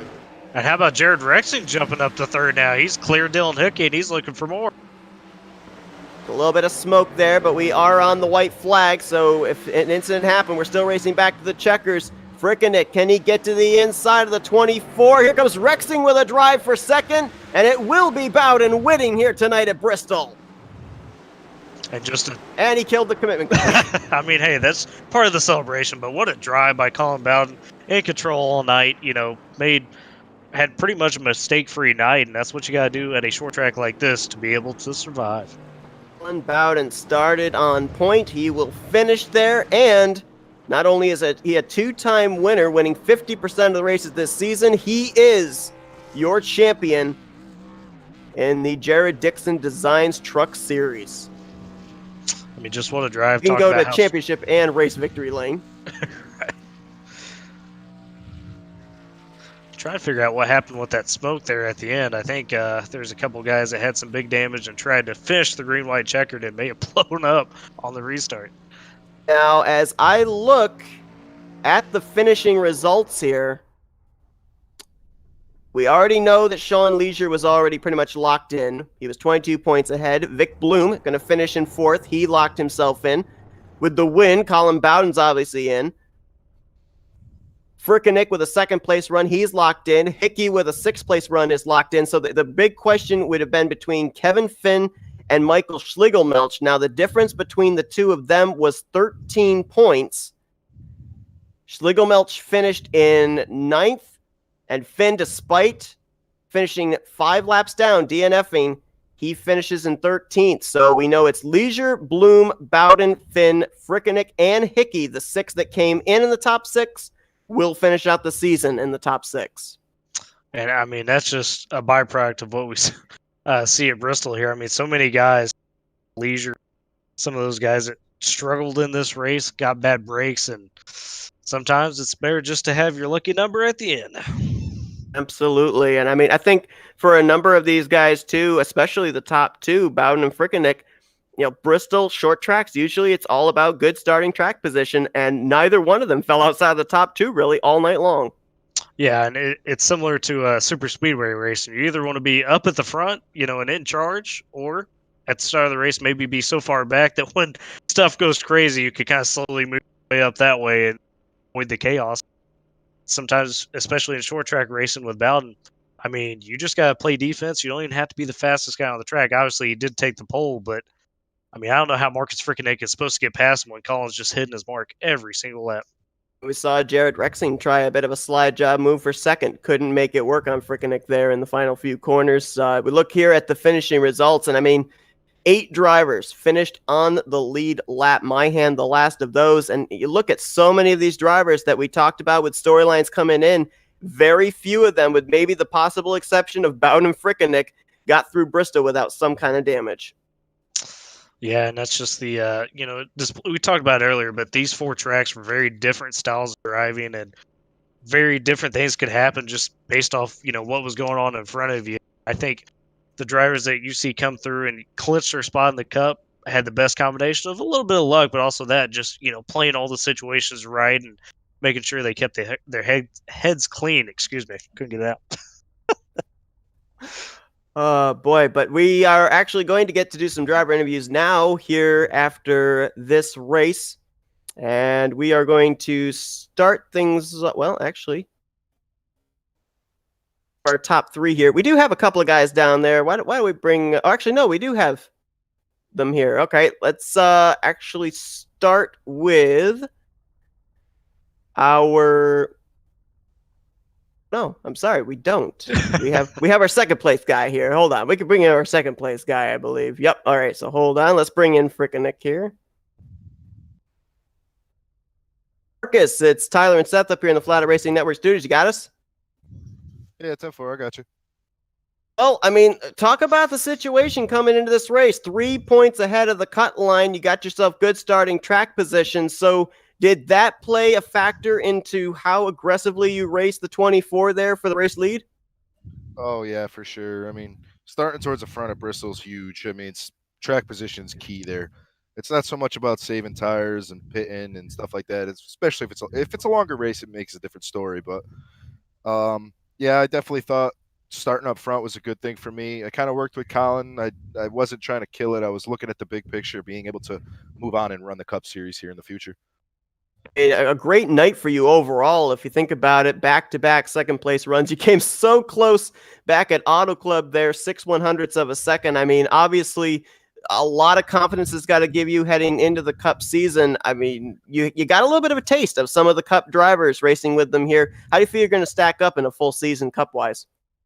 I hope I could just learn. I mean, I'm not the biggest Cup car guy, so I'm just happy to be able to make it. Auto Club was a little disappointing. I led 40-something laps and lost it right there at the end, but it's fun. I'm happy with two second place finishes, and just move on to the Cup cars now and see what I could do, match up against them guys. If Tyler's got any questions for you here. I just got one, Marcus. We saw there at the end of Auto Club, you made kind of that run down the stretch to be able to get up to Trevor Elam's bumper and get underneath him. Did you feel like that's probably the best move you could have made without obviously wrecking him? Did you get all you could get on that move? Oh yeah, for sure. I thought I saved my tires enough to where I could hold the lead, but I guess I didn't. I guess I used up my right front just a little bit more than I thought. So I figured I had maybe one shot. I laid back a little bit to try to get a bigger run going down into 3. Lifted a little earlier so I can get back to the gas quicker. I got to his back bumper, but I knew I wasn't going to have enough of a run. But I race how I want to be raced. I'm not going to wreck somebody for the win. It's not worth it in my eyes. Fair enough, man. Hey, that's a good mentality to have. Absolutely. Good big picture racing. It moves you into the top 6 and moves you into the Cup Series. We're going to turn the microphone over to you and let you do some shout outs here. I don't really have any shout outs right now. I guess thank myself. I got to thank Ryan Blanchard for the paint scheme and hoping I could get picked up by a team here. I've been talking to one of the guys. He asked me if I'd join one of them. I told him if I get through it, I'll be more than willing. So big shout out to him for asking me before he even knew if I'd make it or not. So I appreciate it. All right. Well, congratulations. Obviously, I'm moving on to the Cup Series. Back-to-back second place runs here tonight. Succeed that for you. Good luck in the Cup Series. Thanks, guys. All right, we're going to go a little bit outside the box. We normally interview our top 3, but there are a couple of guys in here that are also moving on to the Cup Series, and we're going to try and get a word with them as well. Before we do that, the official standings are in. Colin Bowding winning the championship, 7 points over Vic Bloom, 9 points over Dallas Myhan. Sean Leisure, who headed into Bristol, the points leader, 10 points back, will finish 4th. And after his back-to-back second-place finishes here tonight, Marcus Frickeneck will complete the top 5, 12 points back from the championship. So, I mean, you look at some of these guys up here, Bowden, Bloom, Leisure, Frickeneck, even some of them just outside, in like Finn and Hickey. These are guys that we're definitely going to have to keep our eye on when they make their first full-time Cup schedule. Well, not only that, these are guys that, have been on the sim, just not an elite. So they definitely, and I think they showed it here in these 4 races, they're going to be strong contenders, not only for Rookie of the Year, but hey, they're fine for playoff spots. We just saw like Rookie and Gerald Campbell come in and actually win the Cup championship this past season. Absolutely. Let's talk with another driver that is going to be moving on to the Cup Series. He did not get quite the finish he was hoping for. Finished out of the race in the 12th position, but let's get a word with Kevin Finn. Kevin, it's Tyler and Seth up here in the Flat Racing Network studios. You got us? Yeah, I got you. Obviously, not the finish you were looking for there at Bristol, getting caught up in that late wreck, but I mean, you were running up there in the top 3 for a good portion of that second half. Were you thinking in the back of your mind that maybe the 82 and the 24 might get together and you could sneak on by? Yeah, they came across my mind. I was just waiting. I was just basically just waiting on finishing top 5 to get myself into the Cup Series. But first half of the race was cautions every 5 laps. But yeah, I had a good run. 3rd, I'd say. I was running top 5 the whole race, and car came across the track out of nowhere, and I just hit him. Nowhere to go. Talk about at the short track just how difficult it is to be able to react when something like that happens. Yeah, with the banking too, it's pretty hard to see going into the corner if there's something going on at the exit of the corner. So you really have to have good reflexes. But it's pretty hard to avoid anything at this track. I mean, the good news was you came into this race 9 points ahead of the cut line. The guy that you were battling as far as that final transfer spot in the closing stages only finished, I think it was 4 positions ahead of you. So you are moving on to the Cup Series. So looking towards the future, what are your plans as far as your goals set now for racing a full Cup schedule? Well, I don't know what the competition's like. I'm assuming it's pretty good. So definitely gonna aim high, go for wins, and be smart, but use my head and hopefully finish top 5 in the standings. Would love to win it, but we'll see how the year goes. Others got any questions here? I mean, Kevin, so, we talked to you last week, and, your mindset was set on winning just whatever the situation, going to Xfinity Cup. Early season, are you going to try to use that as more of a filling out process, or do you want to just immediately try to contend for wins right away? A little of both. I'm pretty good on the 1.5-mile tracks. It's my strong suit, but short tracks, I really just wait around to the end, let everybody wreck each other out. Hopefully not get caught up in it. And, super speedways is luck of the draw on that one. So, but excited for Daytona. Looking forward. Absolutely. Want to wish you luck with that. We're going to turn the microphone over to you. Let's do some shout outs here. Shout out to you guys doing the broadcast. Elite for having me. It's been a great couple of weeks. I'm excited for the new season. And to my sponsor for the Cup Series, Eyes and Designs. It does great designs for Cup schemes and any scheme really. So, yeah, that's my shout. All right, that's Kevin Finn. He's moving on to the Cup Series. Good luck there, man. Thanks, guys. Let's bring in the guy that came into this finale looking like he was sitting pretty for the championship, but then Bristol came to bite him. Let's get a word with Sean Leisure. That, bro. No, that's not good. It's sorry to pull you out of conversation there, but Tyler and Seth up here in the Flat Racing Network studios, apparently you've got us. I mean, man, we were looking at you as the favorite going into Bristol, but then all of a sudden that incident happened going into turn 1. What was happening from your vantage point? Well, I mean, I didn't really see what was going on because I was plastered on his rear bumper. The dude in front of me, I forgot his number, but he moved right as we were approaching him. I just had nowhere to go, not enough time.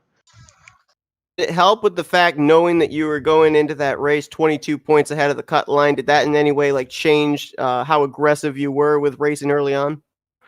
I mean, I was still going to be pretty aggressive, but just with Bristol in general, the type how you have to race is really tough, and you can't really pass many people. So I mean, once I got single file, I'll just stick there. But if I had a chance to go for the win, yeah, I would have gone for it. Tyler's got any questions here? And Sean, I've seen you a few times around here and there. As you go into Cup and Xfinity now, are you going to be looking to join a team, or are you going to kind of more lone wolf it here and just see what you could come up with in your inaugural seasons? In terms of teams, I'll be driving for Proximity Racing. The guys I've been hanging with since March, I think. So I'll be driving for them. There you go. All right, well, obviously, you are moving on to the Cup Series. You didn't win the championship. That's obviously a heartbreak, but still a great performance this entire season, nonetheless. One of the more consistent drivers this year. So look forward to seeing what you can do in the Cup Series. We're going to turn the mic over and let you do some shout-outs. Of course, shout out to Proximity Racing, all the guys back there, Rex for Engineering, Straight Shoulder with Photography, Splash and Go, all of them. I can't remember everyone. All right, well, that's Sean Leisure. He'll be moving on to the Cup Series, finishing in the top 6. Good luck there. Yeah, thank you. Last but not least, we're going to bring in the runner-up for the championship and Daytona winner, Vic Bloom. It's Tyler and Seth up here in the Flat Racing Network studios. You got us? Yes, sir. Oh, crazy race to finish out the season there at Bristol. You got involved in an early incident, but you were able to battle back there. At any point, were you thinking championship, having the 24 within your sights in those closing stages, or were you basically just thinking big picture to move on to the top 6? Oh, no, I was definitely thinking championship, but it wasn't realistic because nobody had anything for Colin tonight. Saw you not really get a whole lot of damage from the incident you were involved in, but you did go up and slap the wall pretty good. Did that affect the way your truck handled? Nope. I was telling Dallas this because Dallas asked as well, and I had a minute of damage, but I couldn't feel it. It didn't drive any different. It wasn't any slower. I didn't even know that I had as much as I did. Once the race was over, I looked at the truck and I was like, "Well, dang, that was a little bit more damage than I thought." We ended up having the incident with the 67 of Leisure getting involved in a wreck, and then he DNF'd out of the race. At that point, you and a bunch of the other competitors were about 10 points back going into the championship battle here at Bristol. With him out of the race, I mean, how does that change the mentality of, what you then have to do battling the other guys with a title on the line? Yeah, I was really, really trying to pass Frickeneck, and then I was going to try to, pass Bowden too, but I obviously had nothing for either one of those two when I was in third. I was content with being the third best. If Tyler's got any questions here. Well, Vic, we know you got an important announcement here. Are you ready to, let us know where you'll be at for the Cup season in terms of team? Oh yeah, I mean, I'm absolutely ready to tell everybody that I'll actually be in the number 40 for Do Good Motorsports. I'll be their third driver for the Cup Series. There you go. Some good breaking news. Michael Goodman and Dustin Dewar right there. That's that team, Do Good Motorsports. A couple guys that probably like you are, looking to get into elite now in terms of the Cup and really improve on maybe past efforts. Yeah, well, it also helps that we're all from Wisconsin. There you go. That's another plus to get you in there. There you go. All right. So obviously, beginning the season great with the win at Daytona. You finish out the season strong here with a top 5 run at Bristol. Finish second in the championship standings. Give you some good momentum heading into the Cup season. We're going to turn the microphone over to you and let you do some shout outs here. Yeah, I just got to thank you guys, especially. I mean, you guys have been, fantastic streaming. It's all Seth, man. He makes it easy. I'm telling you.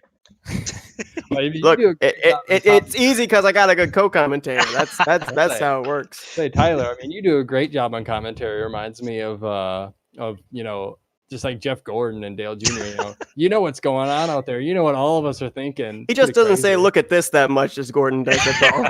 But if he did, that'd be pretty gnarly. Slide job, just throw that in there. Oh, it's okay. I'll give you some slide jobs during the Cup season so you can say that. Okay, sounds good. No, I just got to thank you guys. Got to thank the league. Got to thank Chad, Josh, all the people that put in hard work, all the sponsors. Just got to thank everybody. It's been a great truck season, and I hope I can do some good in Cup. Kind of hoping for a top 4, but we'll see. I'll tell you, if this season, even though it was a limited 4 races, any indication, looks like you're definitely going to be a force to be reckoned with. Congrats on a great season, a W there during that season, and looking forward to seeing what you can do in Cup. Thank you. All right, that's going to do it for our post-race interviews. We can now say a season in review, Tyler. I mean, starting at Daytona, went to Texas Auto Club. Bristol did not disappoint. I mean, your final thoughts. Man, I mean, a good crop of elite drivers coming into the league now that we're going to see Xfinity and Cup. Guys, I can't wait to mix it up with and obviously be able to watch on Wednesday nights. Ought to be, a great season. I don't know how Chad does it, but he continues to find a way to find guys that just make this league even more competitive across, anything we do. So kudos to him on that. And also, just thankful for Elite for, powering you guys at Flat Out Racing Network. And I guess, I'm involved in that too now to be able to broadcast this and have this opportunity. I mean, it's always great to be able to see. I mean, you mentioned these guys have been on the sim for a long time, but we kind of consider them rookies because we're just now seeing them for the first time. But it's going to be great to see how the Bowdens, the Frickenecks, the Blooms, the Leisures, how they stack up against, the Campbells, the Tookers, the Frankenfields, to see just exactly, the experience levels, how they're going to stack up in between guys that we've seen race in the Elite for a long time as opposed to these newcomers coming in. To be honest, with what we've seen here this season, Bristol, we had a lot of cautions. That's typical Bristol, but we saw some great green flag racing at Auto Club. Same for Texas, Daytona. We saw some amazing races. We saw some wrecks that should have been and weren't, some tremendous saves, some great battling for wins. I'm really looking forward to seeing what these 6 that move on, what they're going to bring to that Cup field. Oh, yeah. It's something we pride ourselves in Elite, as you're alluding to. when we bring in new guys to this, league or new people, they're vetted as people that we could trust to race clean, to be respectful. And most of the time, they're pretty fast too. I mean, we do obviously have some guys that come in and maybe they got to work on their speed or this and that. But my goodness, it just cranks up everything in terms of the intensity of it. I mean, I've had plenty of races myself where I'm battling for, 10th through 15th, and I'm sitting there exhausted at the end of a race just because you got to work so hard to earn every spot in this. Oh, we got a little bit of spoilers with some drivers saying who they were running for next season. One driver we did not get hear from, so we don't know, is Colin Bowden. But whoever he ends up signing with, he's got a resume in the Jared Dixon Designs Truck Series with 2 wins and a championship. So I think there's going to be a lot of teams that are going to be looking to put them on their roster for sure. But congratulations to Colin Bowden on the victory and the championship here tonight at Bristol. Thank you, everybody that stuck it out for the 2 races that we did here, back-to-back races. Sometimes people might fall asleep on us or something, but if you stuck it out, good for you, and thank you very much. Tyler, a tremendous season. I really enjoyed having you here in the booth, and I'm really looking forward to future broadcasts with you. Oh yeah, man. When we get to the Cup season here, it's going to be a lot of fun. And then obviously, any opportunities we get outside that, looking forward to it. My schedule frees up over the summer, so maybe, we'll see me here and there, a few other places. Sounds good to me.